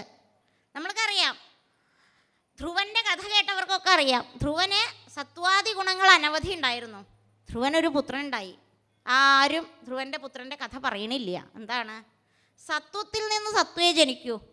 അവിടെ ഒന്നും പറയാനുണ്ടാവില്ല അവസ്ഥ. ഭഗവത് പ്രാപ്തി മാത്രമാണ് ഉള്ളതേ, അതിലപ്പുറം ഒന്നും ഇല്ലേ. അങ്ങനെയുള്ള അനുഭൂതിയിലിരിക്കുന്ന ആ ധ്രുവൻ്റെ പുത്രനെ കുറിച്ച് എന്താ പറയുക? അപ്പം അതുകൊണ്ട് ഇവിടെ രജോ ഗുണം ഈ പറയുന്ന ഇന്ദ്രൻ അല്പമൊക്കെ ഉണ്ടായതുകൊണ്ടാണ് നമ്മൾ ഇടയ്ക്കിടയ്ക്ക് ദേവാസുര യുദ്ധത്തെ പറ്റിയൊക്കെ പറയണത്. അപ്പം അങ്ങനെ ദേവേന്ദ്രൻ ഈ മഹർഷിയുടെ കഥ എന്ന് പറഞ്ഞു കഴിഞ്ഞാൽ ഗംഭീരമാണ്. മഹർഷിമാർക്ക് സാധാരണഗതിയിൽ എങ്ങനെയുള്ള വസ്തുക്കളാണ് കൊടുക്കേണ്ടത്? എങ്ങനെയാ? തപോഗുണമായിട്ടുള്ള, തപസ്സിന് അനിവാര്യമായിട്ടുള്ള സാധനങ്ങളൊക്കെ കൊടുത്താൽ പോരെ? ഇവിടെ കുറച്ച് ഗന്ധർവ സ്ത്രീകൾ നടന്നു പോകുന്ന സമയത്ത് മഹർഷിയെ കണ്ടപ്പോൾ അവർക്ക് എന്താ കൊടുക്കേണ്ടതെന്ന് നിശ്ചയമുണ്ടായില്ല. അവരെ അതിസുന്ദരമായിട്ട് എന്താ പറയുക, കൽപ്പവൃക്ഷങ്ങളിൽ നിന്നെടുക്കുന്ന നല്ല സുഗന്ധം പൂരിതമായിട്ടുള്ള പൂക്കളെ കൊണ്ടുണ്ടാക്കിയ ഒരു മാല അത് മഹർഷിക്ക് സമ്മാനമായിട്ട് കൊടുക്കുകയാണ്. അപ്പം മഹർഷി ഇതിങ്ങനെ കൊണ്ട് നടക്കുമ്പോൾ എന്താ ചെയ്യേണ്ടതെന്ന് നിശ്ചയമില്ല. എന്താ അത്, അവരവർക്ക് ആവശ്യമുള്ള സാധനങ്ങളെ കയ്യിൽ വെക്കാവൂ കേട്ടോ. ശ്രദ്ധിക്കണേ, അവരവർക്ക് ആവശ്യമുള്ള സാധനങ്ങൾ എന്തൊക്കെയാണെന്ന് ആദ്യം തന്നെ നിശ്ചയിച്ചോളുക. ആവശ്യമില്ലാത്തതായിട്ടുള്ള എന്ത് സാധനം കയ്യിൽ കിട്ടിയാലും അതപ്പോൾ ഒഴിവാക്കിക്കൊള്ളുക. ഇവിടെ ദുർവാസാവ് മഹർഷിക്ക് ഇവർ സന്തോഷമായിട്ട് കൊണ്ടുവന്ന് തന്നതാണ്. സ്വീകരിക്കേണ്ട വയ്യ, സ്വീകരിച്ചു. ഇനിയിപ്പോൾ ഇതെന്താ ചെയ്യാന്നായി. സാധാരണഗതിയിൽ അങ്ങനെയും ചിന്തിക്കണമല്ലോ, ഇത് ആർക്കാ കൊടുക്കുക. അപ്പം യോഗ്യരായിട്ടുള്ള ആളുകളെയൊക്കെ നോക്കി, ത്രിമൂർത്തികൾക്കൊക്കെ യോഗ്യത ഉണ്ടോ ഇല്ലാഞ്ഞിട്ടൊന്നും അല്ല, പക്ഷെ അങ്ങോട്ടൊക്കെ ഒന്നും പോകണ്ട. കാരണം എന്താ, അനവധി കാരണങ്ങളുണ്ടാവും. ഒരാളെയും പിണക്കണ്ട, ഒരാളോടും പിണങ്ങ് അല്ലെങ്കിൽ അങ്ങനെ ഒരു അതൃപ്തി കാണിച്ചു എന്നുള്ളത് ഒരു മനസ്സുകൊണ്ട് പോലും തോന്നണ്ട എന്നുള്ള രീതിയിൽ ആലോചിച്ച് നിൽക്കുമ്പോഴാണ് ദേവേന്ദ്രനെ കാണുന്നത്. അപ്പം ദേവേന്ദ്രൻ സർവ്വഥാ യോഗ്യനാണ്. ദേവന്മാരുടെ ഇന്ദ്രനാണല്ലോ, രാജാവാണല്ലോ. അപ്പം രാജാവിനെ കണ്ടപ്പോൾ ഒന്ന് നല്ല രീതിയിൽ ബഹുമാനത്തോട് കൂടിയിട്ട് അദ്ദേഹം ഈ മാല ദേവേന്ദ്രന് കൊടുത്തു. ദേവേന്ദ്രന് കൊടുത്തപ്പോഴാണ്, ദേവേന്ദ്രന് വേറെ ആർക്കും കൊടുക്കാനൊന്നുമില്ല. കാരണം ഇതും കൊണ്ട് ദേവലോകത്ത് പോയി കഴിഞ്ഞാൽ നിരന്നിരിക്കണ അപ്സര സ്ത്രീകൾ ഇന്ദ്രാണിക്ക് പോലും കിട്ടില്ല. അപ്പം അതുകൊണ്ട് അതേപ്പറ്റിയൊന്നും ആലോചിക്കണ്ട. അപ്പം അതുകൊണ്ട് താൻ തന്നെ തൻ്റെ മുടിയിൽ മഹർഷി ഇഷ്ടമായിട്ട് തന്നതാണല്ലോ എന്ന് ഇരിച്ചിട്ട് തൻ്റെ കുതിരയുടെ മുകളിൽ, ആനയുടെ മുകളിൽ, ആ മൃഗത്തിൻ്റെ മുകളിൽ അത് വെക്കുകയാണ്. ഇവിടെ മൃഗത്തിൻ്റെ പേര് പറയാതിരിക്കാനുള്ള കാരണം തനിയെ വരുന്നുണ്ട് കേട്ടോ. അങ്ങനെ അതിൻ്റെ മുകളിൽ വെച്ച സമയത്ത് നല്ല സുഗന്ധപൂരിതമായിട്ടുള്ള പുഷ്പങ്ങളെ കൊണ്ടുള്ള മാല. കുറച്ച് സമയം കഴിഞ്ഞതോടുകൂടിയിട്ട് വണ്ടുകളൊക്കെ വന്നിട്ട് നിറയാൻ തുടങ്ങി. അങ്ങനെ ഈ തേൻ നുകരാൻ വന്ന ആ ചെറിയ പ്രാണികളുടെ ശല്യം നിമിത്തം ഈ ജീവിയുടെ ഒരു കുടയലോട് കൂടിയിട്ട് മാല താഴെ വീണു എന്ന് മാത്രമല്ല, ആ മാല ദേഷ്യം കൊണ്ട് ചവിട്ടി അരയ്ക്കുകയും ചെയ്തു. ഇപ്പോഴാണ് കഥ മാറിയത്. ആദ്യമേ പറഞ്ഞു അവനവന് ആവശ്യമുള്ള സാധനങ്ങൾ വാങ്ങിയാൽ മതി. ഒരാൾ തന്നു നിരീച്ചിട്ട് അപ്പം തന്നെ ചാടി കയറി വാങ്ങേണ്ട ആവശ്യമൊന്നുമില്ല കേട്ടോ. പ്രാരബ്ധാണേ, വെറുതെ അല്ല. പോയിട്ട് ഇങ്ങോട്ട് ചോദിച്ച് വാങ്ങണം. തരണ സമയത്ത് വേണോ വേണ്ടയോ, തനിക്ക് ഇതുകൊണ്ട് എന്തെങ്കിലും ഉപകാരം ഉണ്ടാവുമോ, ലോകോത്തരമായിട്ടുള്ള എന്തെങ്കിലും കാര്യങ്ങൾ ചെയ്യാൻ പറ്റുമോ, അതോ തനിക്കിതുകൊണ്ട് അബദ്ധമാവുമോ, അങ്ങനെയൊക്കെ ചിന്തിക്കണം. ഇതൊന്നും ചിന്തിക്കേണ്ട എല്ലാം അങ്ങോട്ട് കൈയിട്ട് വാരിയിട്ടോ അവസാന കാലത്താണ് ഇതിൻ്റെയൊക്കെ ദുഷ്കൃതങ്ങൾ വരിക. ഇപ്പം എന്താ, ബാധ്യതകൾ തീർക്കാനായിട്ടാണേ. നമ്മളായ കാലത്ത് നമ്മൾക്ക് ഇങ്ങോട്ട് തന്നതിൻ്റെ ബാധ്യതയൊക്കെ ഇപ്പം നമ്മൾ തീർത്തിട്ട് വേണമല്ലോ പോവാനേ. ഈ ജന്മത്തിൽ കിട്ടിയതൊക്കെ നമ്മൾ തിരിച്ചു കൊടുത്തിട്ട് വേണം പോകാൻ എന്നാണ്. അല്ലെങ്കിൽ എന്താ, ഇത് തിരിച്ചു കൊടുക്കാനായിട്ട് വീണ്ടും ഒരു ജന്മം കൂടി എടുത്ത് വരേണ്ടി വരും. അപ്പം ഇനിയും ജന്മം വേണോ എന്നൊക്കെ ഇങ്ങനെ ആലോചിക്കണം. ആ കാര്യങ്ങളൊക്കെ നമ്മളും നിശ്ചയിക്കണം എന്നാണ്. അപ്പം ഇവിടെ കിട്ടിയതൊക്കെ ധാരാളമായി. ഇന്ദ്രൻ എന്ത് ചെയ്തു, ഒന്നും പറയാനില്ലാണ്ട് നിൽക്കുകയാണ്. അപ്പം ആ സമയത്ത് ദുർവാസാവ് മഹർഷി പറയുകയാണ്, നിനക്ക് ഇച്ചിരി അഹങ്കാരം മതം ഉണ്ടായിട്ടല്ലേ ഇങ്ങനെയൊക്കെ കാണിച്ചത്. അപ്പം അതുകൊണ്ട് നീ നിത്യയൗവനത്തിൽ നിൽക്കുകയാണ് എന്നൊരു ധാരണ ഉണ്ട്, അത് വേണ്ട.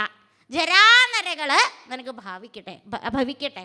അങ്ങനെ ഭാവം വെച്ചാൽ മാത്രം പോരാ. ഇത് ഇന്ദ്രന് മാത്രമല്ല, ഒരു രാജാവ് ചെയ്യണ ദോഷങ്ങളുടെ ഫലം അത് ആരൊക്കെ അനുഭവിക്കണം, ആ നാട്ടിലുള്ള പ്രജകൾ മുഴുവൻ അനുഭവിച്ചോളണം എന്നാണ്. ഇതാണ് രാജാവിനെ തിരഞ്ഞെടുക്കുമ്പോൾ ഇപ്പൊക്കെ എല്ലാവരും അനുഭവിക്കാൻ തുടങ്ങി. ആരാണ് ഭരിക്കേണ്ടത് നമ്മളെന്ന് ഭരിക്കാൻ വേണ്ടിയിട്ടുള്ള കാര്യങ്ങളൊക്കെ നമ്മൾക്ക് കിട്ടിയിട്ട് വല്ല ഗുണമുണ്ടോ? എന്താണ്, ഇപ്പം അവർ നമ്മളെ എങ്ങനെയൊക്കെ വധിക്കാം എന്നുള്ളത് ആലോചിച്ചുകൊണ്ടിരിക്കുകയാണ്. അപ്പം ഇങ്ങനെയൊക്കെയുള്ള അവസ്ഥകൾ നമുക്ക് വരുത്തിയത് നമ്മൾ തന്നെയാണ്. ഇവിടെ ദേവന്മാരാണല്ലോ ദേവേന്ദ്രനെയൊക്കെ നിശ്ചയിച്ചിട്ട് രാജാവായിട്ട് വാഴിച്ചിരിക്കുന്നത്. അപ്പം ദേവേന്ദ്രന് വന്ന ശാപം ഇന്ദ്രന് മാത്രമല്ല, രാജാവ് മാത്രമല്ല, പ്രജകളായിട്ടുള്ള ദേവന്മാരെല്ലാവരും അനുഭവിക്കട്ടെ എന്നുള്ള രീതിയിലാണ് ശാപം വന്ന് ഫലിച്ചത്. അതോടുകൂടി അവർക്ക് ജരാനരകളൊക്കെ ബാധിച്ചു. ഇപ്പം പഴയ പോലെ യുദ്ധത്തിനുള്ള സാമർഥ്യമൊന്നുമില്ല. കാരണം എന്താ, എണീറ്റ് നടക്കാൻ വയ്യാത്ത ദേവന്മാരാണ് അതിബലശാലികളായിട്ടുള്ള അസുരന്മാരോട് ഏറ്റുമുട്ടാൻ പോണത്. അപ്പം ദേവാസുര യുദ്ധം എങ്ങനെ ഉണ്ടാവും എന്നുള്ളതും ചിന്തിച്ചാൽ മതി. ഇനിയിപ്പോൾ ദേവാസുര യുദ്ധം പറയുമ്പോഴും പറയാനുണ്ട്, ദേവന്മാരും അസുരന്മാരും അങ്ങനെയൊന്നുമില്ല. എന്താണ്, സഹോദരങ്ങൾ തന്നെയാണ്. അച്ഛൻ ആരാണ്, കശ്യപ പ്രജാപതിയുടെ മക്കളാണ് ദേവന്മാരും അസുരന്മാരും. ദിതിക്കുണ്ടായ മക്കളൊക്കെ അസുരന്മാരായിട്ട് ഭവിച്ചു, അതിഥിക്കുണ്ടായ മക്കളൊക്കെ ആരായിട്ട് ഭവിച്ചു? ദേവന്മാരായിട്ട് ഭവിച്ചു. നോക്കൂ, ഇവിടെ നമ്മൾ ചിന്തിക്കാനുണ്ട്, എന്തുകൊണ്ടാണ് പ്രഹ്ലാദന് ആ ഒരു ഭക്തി കൈവന്നത് എന്ന് ചോദിക്കുമ്പോൾ നാരദൻ്റെ സംസർഗം, അതായത് ആ ഒരു ഭാഗവതോത്തമനായിട്ടുള്ള നാരദൻ്റെ സംഘം ആദ്യകാലം ജനിക്കണതിന് മുമ്പ് തന്നെ ആരുമായിട്ടുണ്ടായിരുന്നു? ഈ പ്രഹ്ലാദൻ്റെ അമ്മയുമായിട്ട്, കയാധുമായിട്ടുണ്ടായിരുന്നു. ഇതൊരു കഥയാണ്, കഥയല്ല, സത്യമാണ്. കാരണം എന്താ? ജനിക്കുന്നതിന് മുമ്പ് ക്ഷേത്രശുദ്ധി എന്ന് പറയുന്ന ഒരു കാര്യമുണ്ട്. ഇവിടെ ഒരേ അച്ഛൻ്റെ മക്കള് രണ്ടമ്മമാരിൽ ജനിച്ചപ്പോൾ ഒരു കൂട്ടർക്ക് ആസുരികമായിട്ടുള്ള ഭാവമാണ് വന്നത്, മറ്റവർക്ക് ദൈവികമായിട്ടുള്ള ഭാവമാണ് വന്നത്. അതാണ് വ്യത്യാസം. അപ്പം ഇവിടെ കശ്യപനൊന്നും പറയാനില്ല, തൻ്റെ മക്കൾ തന്നെയാണ് എല്ലാവരും, ആരെയും കുറ്റം പറയാനില്ല. കാരണം എന്താ? അച്ഛൻ എപ്പോഴെങ്കിലും മക്കളെ കുറ്റം പറയുമോ? തനിക്ക് താൻ പോകുന്ന അവസ്ഥ വന്നു കഴിഞ്ഞാൽ മക്കൾ ചെയ്യണത് ന്യായാന്യായങ്ങൾക്ക് മക്കൾ തന്നെയാണ് കാര്യങ്ങളൊക്കെ ഉൾക്കൊണ്ട് ചെയ്യേണ്ടത്. അവരുടെ വിധി നിശ്ചയിക്കേണ്ടതും അതേ മക്കൾ തന്നെയാണ്. അല്ലാണ്ട് അതിൽ അച്ഛനും അമ്മയ്ക്കും ഭാഗവാക്കാവാനൊന്നും വയ്യ. എന്നാൽ കുറച്ചു കാലം കൂടി ഭാഗവാക്കായിട്ട് ഇരിക്കുന്ന ആളുണ്ട്, അമ്മ. ആ അമ്മ ശ്രദ്ധിക്കണം എന്നാണ്. അതുകൊണ്ടാണ് സത്സംഗത്തിലൊക്കെ ഇരുന്നിട്ട് ആ ഒരു ഗർഭകാലം കഴിയണം എന്നൊക്കെ ഭാഗവതോത്തമന്മാരായിട്ടുള്ള ഗുരുനാഥന്മാർ നമ്മളോട് പറയുന്നത്. ഇവിടെ ദുർവാസാവ് മഹർഷിയുടെ ശാപമുണ്ടായി, ദേവേന്ദ്രൻ്റെ ആ ഒരവസ്ഥ. അത് മാത്രമല്ല, അസുരന്മാരുമായിട്ട് യുദ്ധത്തിൽ പരാജയം, രാജ്യമൊക്കെ നഷ്ടപ്പെട്ടു, ജരാനരകൾ ബാധിച്ചിട്ട് ആരും ആശ്രയമില്ലാതെ നടക്കണ കാലത്ത് സത്യലോകത്തിലെത്തിയിട്ട് ബ്രഹ്മദേവനെ കാണുകയാണ്. പിതാമഹനാണല്ലോ. അപ്പം അദ്ദേഹത്തോട് പറയുകയാണ്, കണ്ടുവോ ഞങ്ങളുടെ അവസ്ഥ? അങ്ങ് ഇതൊന്ന് കാണൂ, ഞങ്ങളിപ്പോൾ ഒന്നുമില്ലാത്തവരായി. ഞങ്ങളിങ്ങനെ ഒന്നുമില്ലാത്തവരായിട്ട് നടന്നു കഴിഞ്ഞാൽ യാഗാദി കർമ്മങ്ങൾക്കൊന്നും, അതുപോലെ തന്നെ പൈതൃകാദി കർമ്മങ്ങൾക്ക് ഒരുപാട് കാര്യങ്ങൾ ഇവിടെ നടന്നുകൊണ്ടിരിക്കുന്നുണ്ട്. അതൊക്കെ കാലത്തിൻ്റെ നിലനിൽപ്പിന്, ആ ഒരു സത്വഗുണത്തെ പ്രധാനമായിട്ട് അടിസ്ഥാനപരമായിട്ട് നിലനിർത്തുന്നതിന് ആവശ്യമായിട്ടുള്ള കർമ്മങ്ങളാണ്. ഇങ്ങനെയുള്ള കർമ്മങ്ങളൊക്കെ ഇപ്പോൾ ഇതാ ക്ഷയിച്ചു വന്നിരിക്കണു. അപ്പം അതുകൊണ്ട് ഞങ്ങളെ ഈ അവസ്ഥയിൽ നിന്നൊന്ന് രക്ഷപ്പെടുത്തണം എന്ന് പറഞ്ഞപ്പോൾ, ശരി, നമ്മൾക്കൊന്ന് കൈലാസം വരെ പോവാമെന്ന് പറഞ്ഞു ബ്രഹ്മദേവൻ. അങ്ങനെ അവർ കൈലാസത്തിലേക്ക് പുറപ്പെട്ടു. ശ്രീപരമേശ്വരനെ കണ്ടു. അപ്പം അദ്ദേഹം പറഞ്ഞു, നമ്മൾക്ക് സാക്ഷാൽ നാരായണമൂർത്തിയെ തന്നെ അഭയം പ്രാപിക്കാം. കാരണം എന്താ?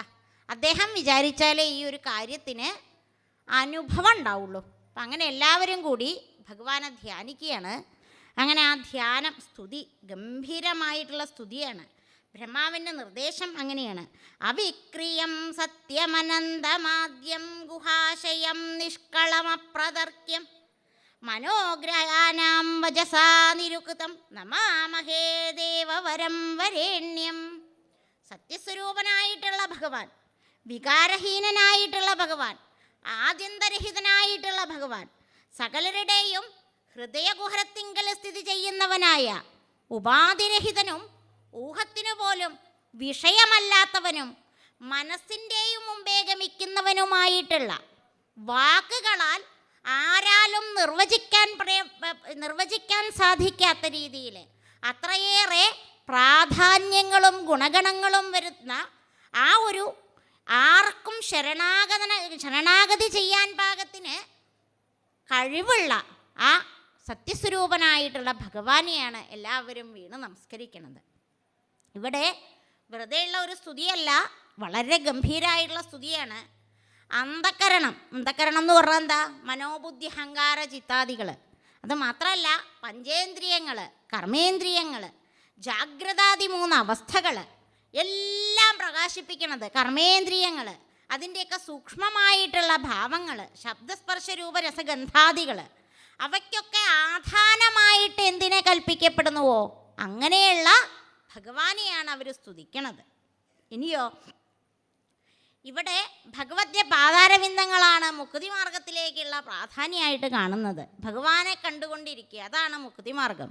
ആ ഭഗവാന്റെ സന്നിധിയിൽ അഭയം പ്രാപിക്കുക, ഭഗവാനിലേക്ക് വിലയം പ്രാപിക്കുക, ഇതാണ് മുക്തി. അപ്പം ഇതിനുള്ള മാർഗങ്ങളെ അന്വേഷിക്കുന്നവർക്ക് ഏക ആശ്രയമായിട്ട് വർത്തിക്കുന്നത് സാക്ഷാൽ നാരായണമൂർത്തിയാണ്. അപ്പം അങ്ങനെയുള്ള ഈ ഭൂമി തന്നെ ഭഗവാന്റെ പാതാരവിന്ദങ്ങളായിട്ടാണ് കൽപ്പിക്കപ്പെടുന്നത്. അങ്ങനെയുള്ള ഭഗവാനെ അനവധി തവണ സ്തുതിച്ച് ആ ഭഗവത് പ്രാപ്തിക്കായിട്ട് ശരണാഗതി ചെയ്തുകൊണ്ട് എല്ലാവരും പ്രാർത്ഥിക്കുകയാണ്. ആ സമയത്താണ് മനഃശക്തി, ഇന്ദ്രിയശക്തി, ദേഹശക്തി തുടങ്ങിയവ എന്താണ് എന്ന് ബോധ്യപ്പെട്ട് അവയ്ക്കെല്ലാവർക്കും എല്ലാറ്റിനും വേണ്ട വിധത്തിലായിട്ടുള്ള ആ അവദാനങ്ങളെ പാടിപ്പുകഴ്ത്തി ദേവന്മാരെ ആ ഭഗവാനെ സ്തുതിക്കണത്. അപ്പം അങ്ങനെ അതിഗംഭീരമായിട്ടുള്ള സ്തുതി. അപ്പോഴോ കൗസ്തുഭാഭരണാം ലക്ഷ്മീം വിഭദ്രീം വനമാലയ. അപ്പം ആ സ്തുതി കേൾക്കണം എന്നാണ് പറയണത്. ഭഗവാന്റെ സ്വരൂപം എങ്ങനെയാണെന്ന് വർണ്ണിക്കാൻ സാധ്യമല്ല. അത്രയും ആനന്ദപ്രദമായിട്ടുള്ള പരമാനന്ദമൂർത്തിയായിട്ടുള്ള ഭഗവാന്റെ ആ ഒരു ബ്രഹ്മാദി ദേവസ്തുതികൾ കേട്ടിട്ടുള്ള ആ ഒരു ഭഗവാന്റെ പ്രത്യക്ഷാവല് ഇതൊക്കെ വളരെ അനുഭൂതി നൽകുന്നതാണ്. നമ്മൾക്ക് ഇച്ചിരി സമയം കുറവായതുകൊണ്ടാണ് കാര്യമായിട്ടൊന്നും പറയാൻ പറ്റാത്തത്. അപ്പം ഇങ്ങനെ അഭിവൃദ്ധിക്കുള്ള കാലം, ഇവിടെയാണ് നമ്മൾക്ക് കാലത്തിൻ്റെ പ്രസക്തി വീണ്ടും വരണത്. ജരാനരകൾ ബാധിക്കാനുള്ള കാലം എങ്ങനെയായിരുന്നു? ദേവന്മാർക്ക് അനുചിതമായിട്ടുള്ള കാലമായിരുന്നു. നോക്കൂ, നമ്മൾ ഇത്രയൊക്കെ കാലം കഷ്ടപ്പെട്ടു, എന്തെങ്കിലും നേടിയോ? ഇല്ല. അനവധി കാലം ജോലി ചെയ്തു. ഇത്രയും കാലം ഞാൻ എൻ്റെ ഭാര്യ, മക്കൾ, കുട്ടികൾ ഇവർക്കൊക്കെ വേണ്ടി കഷ്ടപ്പെട്ട് അടുക്കളയിൽ കഷ്ടപ്പെട്ടിട്ട് ജോലിക്ക് പോയി കൊണ്ടുവന്നിട്ട് എന്നൊക്കെ പറയാൻ കഷ്ടപ്പാട് 10 മാസം ചുമന്ന് പ്രസവിച്ചതിൻ്റെ കഷ്ടപ്പാട് വരെയൊക്കെ ഓരോരുത്തർക്കും എണ്ണി പറയാനുണ്ടാവും. ഈ പറയുന്ന കഷ്ടപ്പാടുകളൊക്കെ കാലം അനുഗുണമാക്കുന്ന ഒരു സമയമുണ്ട്. അതേതാണ് സമയം എന്നുള്ളത് ചോദിച്ചാൽ ഭഗവത് ദർശനം സാധ്യമാകുന്ന നിമിഷം ഏതാണോ അതാണ് ഏറ്റവും അനുഗുണമായിട്ടുള്ള കാലം. ഇപ്പം സത്സംഗത്തിലേക്ക് നമ്മൾക്കൊക്കെ വരാൻ തോന്നാനുള്ള കാരണം തന്നെ എന്താണ്? ആ ഭഗവാന്റെ അനുഗ്രഹം കാലം പ്രാപ്തമാക്കി തന്നതാണ്.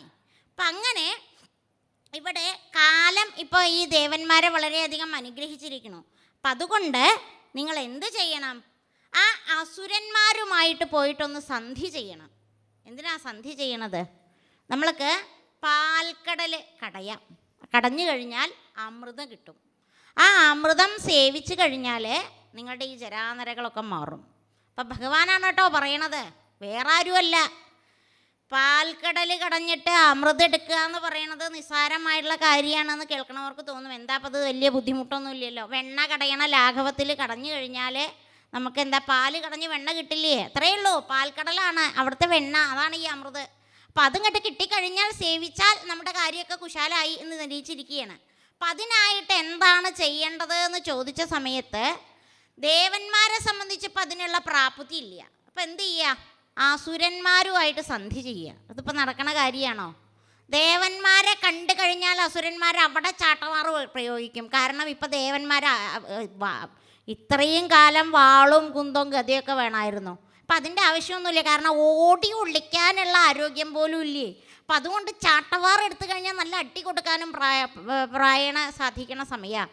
അപ്പം അങ്ങനെയുള്ള ഈ ദേവന്മാരെ അസുരന്മാർ കണ്ടു കഴിഞ്ഞാൽ കാര്യമൊക്കെ നടക്കുമോ? നടക്കില്ല. അതെന്താ? അവിടെ യുക്തിയൊക്കെ പ്രയോഗിച്ചോളുക. എങ്ങനെ? സന്ധി ചെയ്യേണ്ടത് സമന്മാരുമായിട്ടാണ്. ഇതൊരു വലിയ വിഷയമാണേ. നമ്മളൊക്കെ അങ്ങനെയാണ്.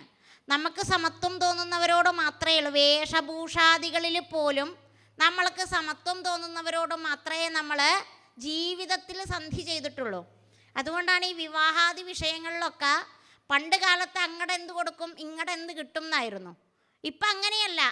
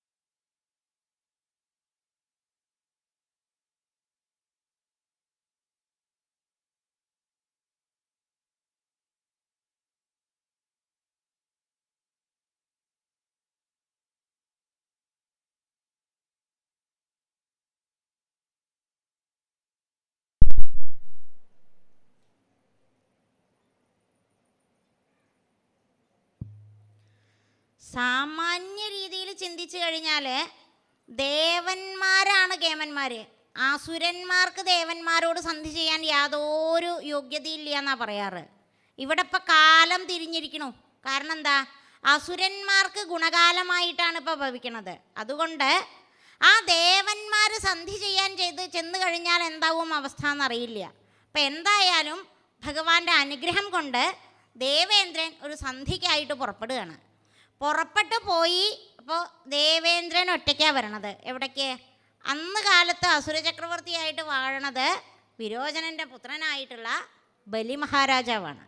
അപ്പം ഈ ബലി യോഗ്യനായിട്ടിരിക്കുന്ന സമയത്ത് പതിയെ കണ്ടിങ്ങനെ ദേവേന്ദ്രൻ വരുന്നുണ്ട്. അപ്പോൾ ദേവേന്ദ്രൻ ഒറ്റയ്ക്കാണോ വരണത്? അപ്പം എല്ലാവരും ഇപ്പോൾ വാളിൻ്റെ ആവശ്യമൊന്നുമില്ല, എന്നാലും ചാടി പുറപ്പെട്ടു.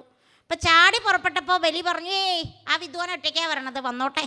എന്തൊക്കെ പറഞ്ഞാലും ചെറിയമ്മയുടെ മകനാണല്ലോ, നമുക്കൊക്കെ കേൾക്കാം. ഇങ്ങനെ നിരീക്ഷിച്ചിട്ട് ഇരിക്കുന്ന സമയത്താണ് ഈ ഇന്ദ്രൻ വന്നിട്ട് പറയുകയാണ്, അതെ ഞങ്ങളൊരു കാര്യം നിശ്ചയിച്ചു. എന്താണ്?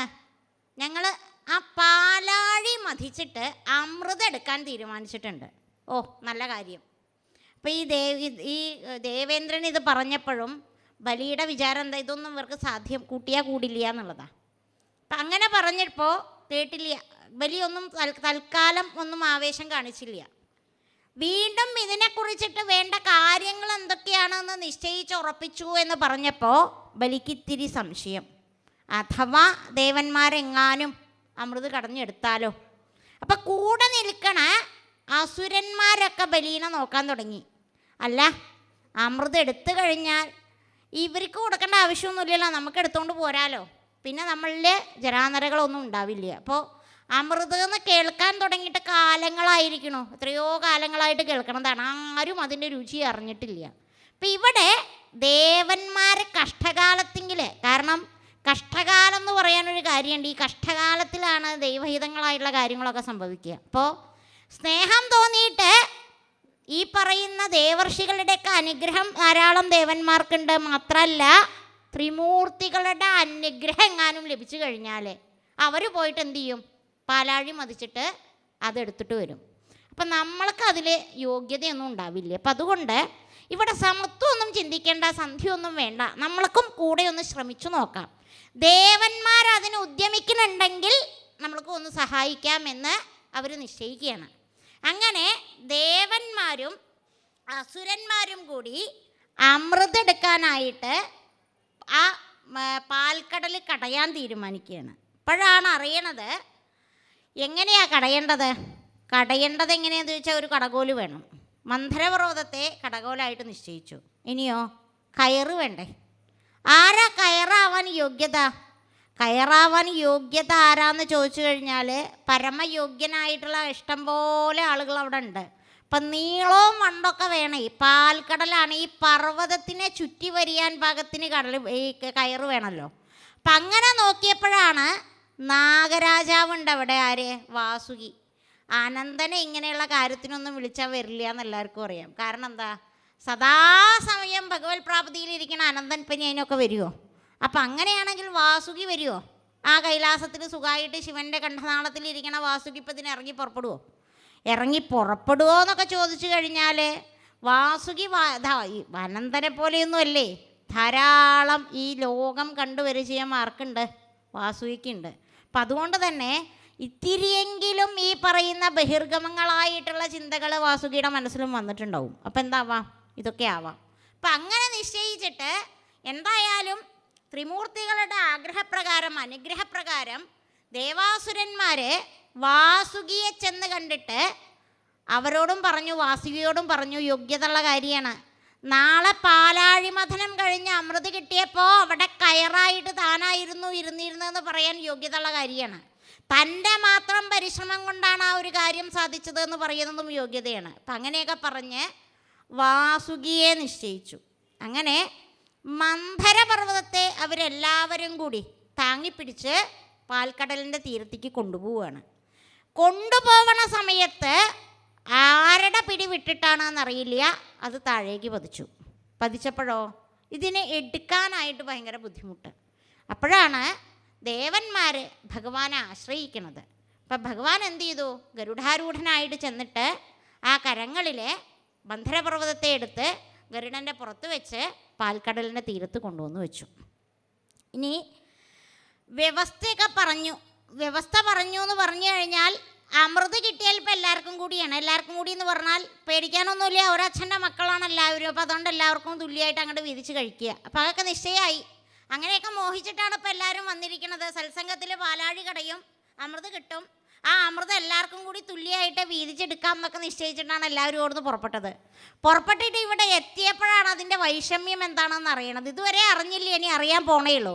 അപ്പോഴാണ് നമ്മൾക്കൊക്കെ അമൃത് കിട്ടുമോ എന്നുള്ള ചിന്ത വരിക. അപ്പം എന്തായാലും ഇവിടെ ഇവരെ അതിഗംഭീരമായിട്ട് ആ പാൽക്കടൽ കടയാൻ ആരംഭിക്കുകയാണ്. അപ്പം ആരംഭിച്ച സമയത്ത് ദേവന്മാരെല്ലാവരും വാസുകിയുടെ തല പോയി പിടിച്ചു. തല പിടിക്കാൻ എന്താ, ദേവന്മാർക്ക് യോഗ്യത കൂടുതലാണ്. അപ്പം തലയല്ലേ പിടിക്കുക, ആരെങ്കിലും വാല് വേണോ?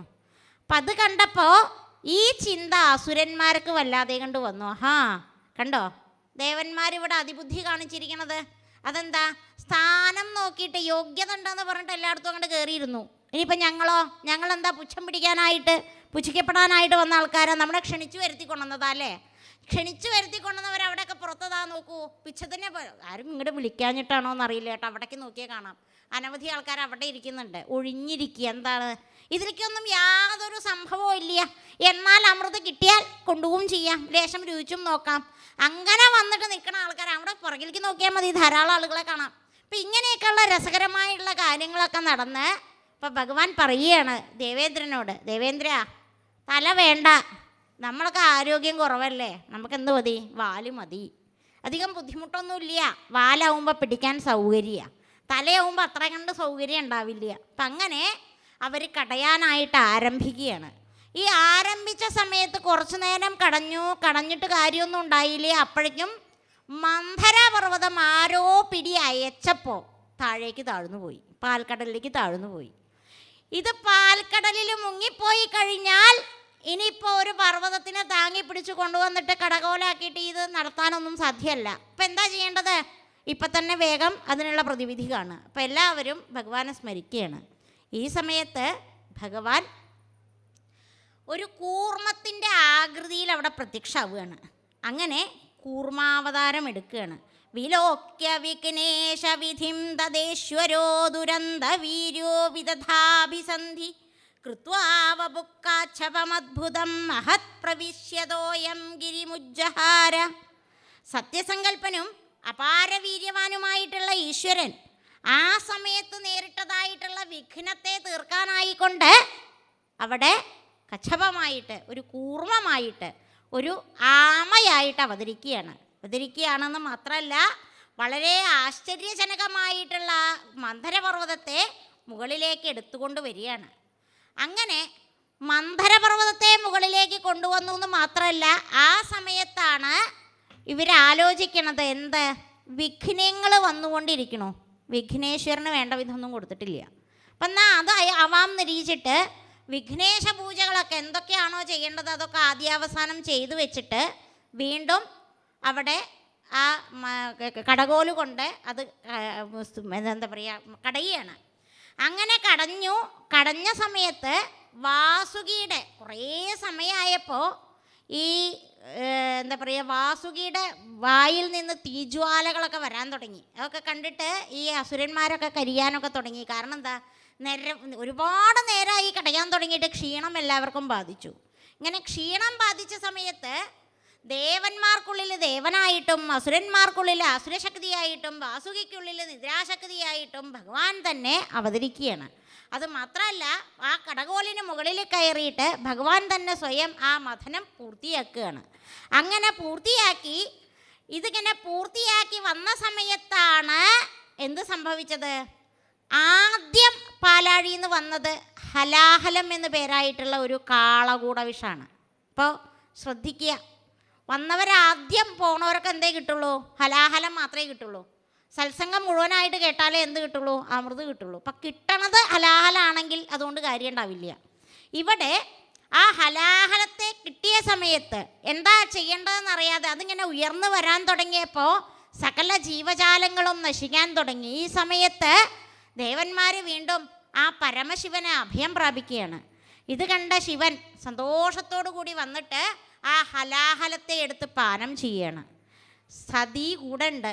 കാരണം എന്താ, അദ്ദേഹത്തിന് എന്തുണ്ടെങ്കിലും അദ്ദേഹത്തിൻ്റെ സാമീപ്യം എന്ന് പറയുന്നത് തന്നെയാണ് സുഖം. പതിയുടെ സാമീപ്യമാണ് പത്നിയുടെ സുഖം. അപ്പം അതുകൊണ്ട് ആനന്ദമയിയായിട്ടുള്ള ഭഗവതി, ആ ശക്തി സ്വരൂപിണി, ആ പരമാനന്ദ സ്വരൂപയായിട്ട് ഭഗവാനോടൊപ്പം ആ സന്തോഷം പങ്കിടുകയാണ്.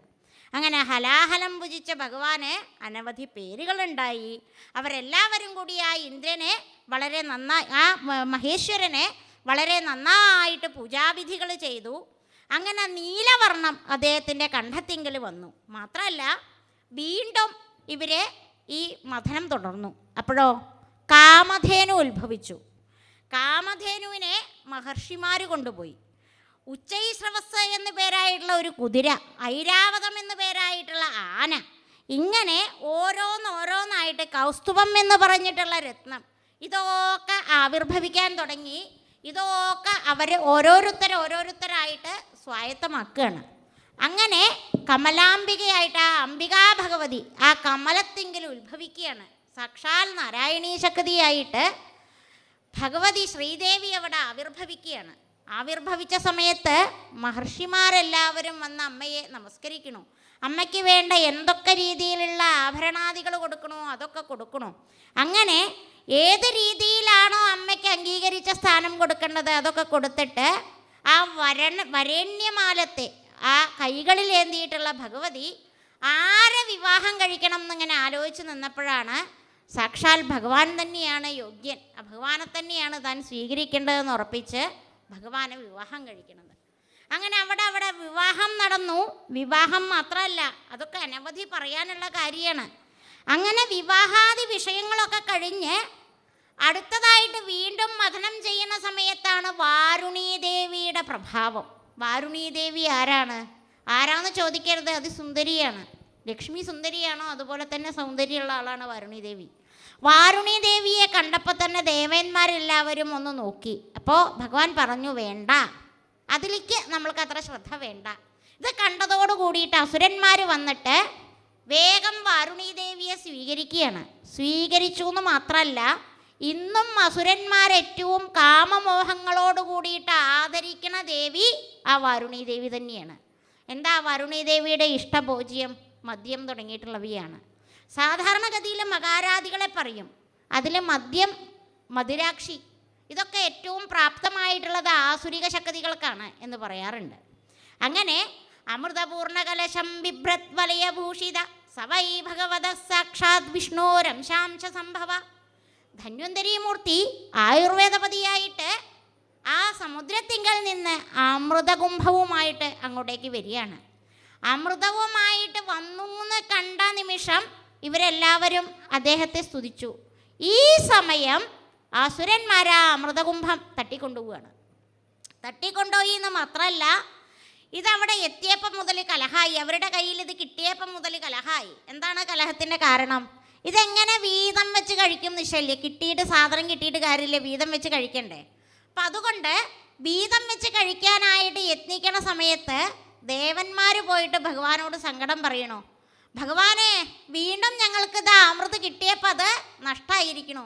നമ്മളുടെയൊക്കെ കാര്യമാണ് കേട്ടോ.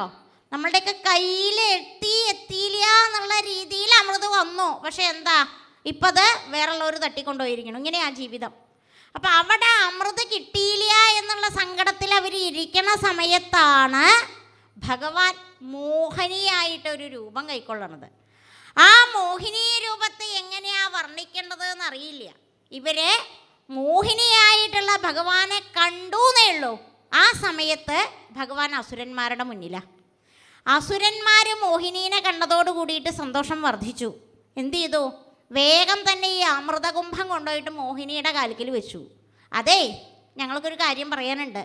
കുറേ നേരമായിട്ട് ഇവിടെയുള്ള അടിപിടി എന്താണ്? ഇതൊന്ന് കിട്ടാനുള്ളതാണ്. ഏത് കിട്ടാൻ? അമൃത് ഭക്ഷിക്കാനുള്ളതാണ്. അപ്പം ഇതെങ്ങനെ വീതം വയ്ക്കും? പാതിയെ ഭഗവതി പറഞ്ഞു, ഞാനത്ര നല്ല ആളൊന്നും അല്ല കേട്ടോ. അപ്പോൾ എല്ലാവർക്കും സന്തോഷമായി, കാര്യം പറഞ്ഞുല്ലോ. എന്നാൽ ഒരു കാര്യം ചെയ്യാം, നല്ല ആളല്ല എന്നുള്ളത് അംഗീകരിച്ച് പറഞ്ഞതുകൊണ്ട് അങ്ങ് തന്നെ മതി ഈ അമൃത് പാനം ചെയ്യാനായിട്ട് വീതം വയ്ക്കുക. അങ്ങനെ അമൃത് പാനം ചെയ്യാനായിട്ട് വീതം വെക്കുന്നതിന് മുമ്പ് ചില നിബന്ധനകളൊക്കെ വെക്കുകയാണ്. എങ്ങനെയായിരിക്കണം അമൃത് സേവിക്കേണ്ടത്? അത് ഭാഗവതത്തിൽ പറയുന്നുണ്ട്. വെറുതെ പോയിട്ട് അങ്ങോട്ട് സേവിച്ചാൽ പോരാ.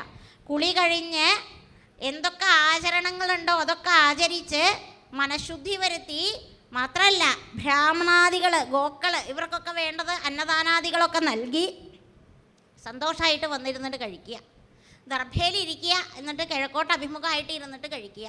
അപ്പം അതിനായിട്ട് തയ്യാറെടുത്തിട്ട് അസുരന്മാർ വന്ന സമയത്ത് ദേവന്മാരും ഓടി വന്ന് അവിടെ തയ്യാറായിട്ട് ഇരുന്നു. അപ്പോൾ ഭഗവാൻ എന്ത് ചെയ്തു? 2 വരിയായിട്ട് ഇരുത്തി. 2 പന്തിയാണ്.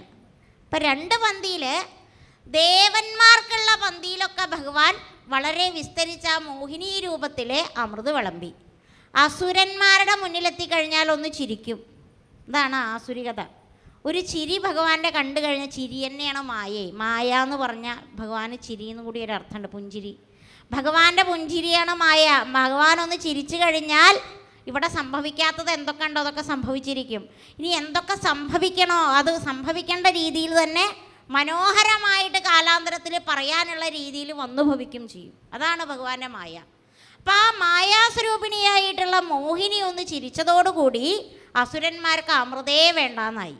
അപ്പം ഇങ്ങനെ അമൃത് വിളമ്പിപ്പോകുന്ന സമയത്താണ് രാഹു, അസുരനാ രാഹു, പക്ഷേ സുന്ദരനായതുകൊണ്ട് ആദിത്യചന്ദ്രന്മാരുടെ ഇടയിൽ പോയിരുന്നു. അപ്പം ഈ ആദിത്യൻ നോക്കിയപ്പോൾ പുതിയ അടുത്തിരിക്കുന്ന ആളെ വലിയ പരിചയമൊന്നുമില്ല. അപ്പം അസുരനാന്ന് മനസ്സിലായി, ചന്ദ്രനും മനസ്സിലായി. അപ്പം ഈ കാര്യം മോഹിനിയോട് പറയണ ആ ക്ഷണത്തിൽ അതിലറിയാതെ കണ്ട് വീണ ഒരു തുള്ളി അമൃത് രാഹു ഭക്ഷിച്ചു.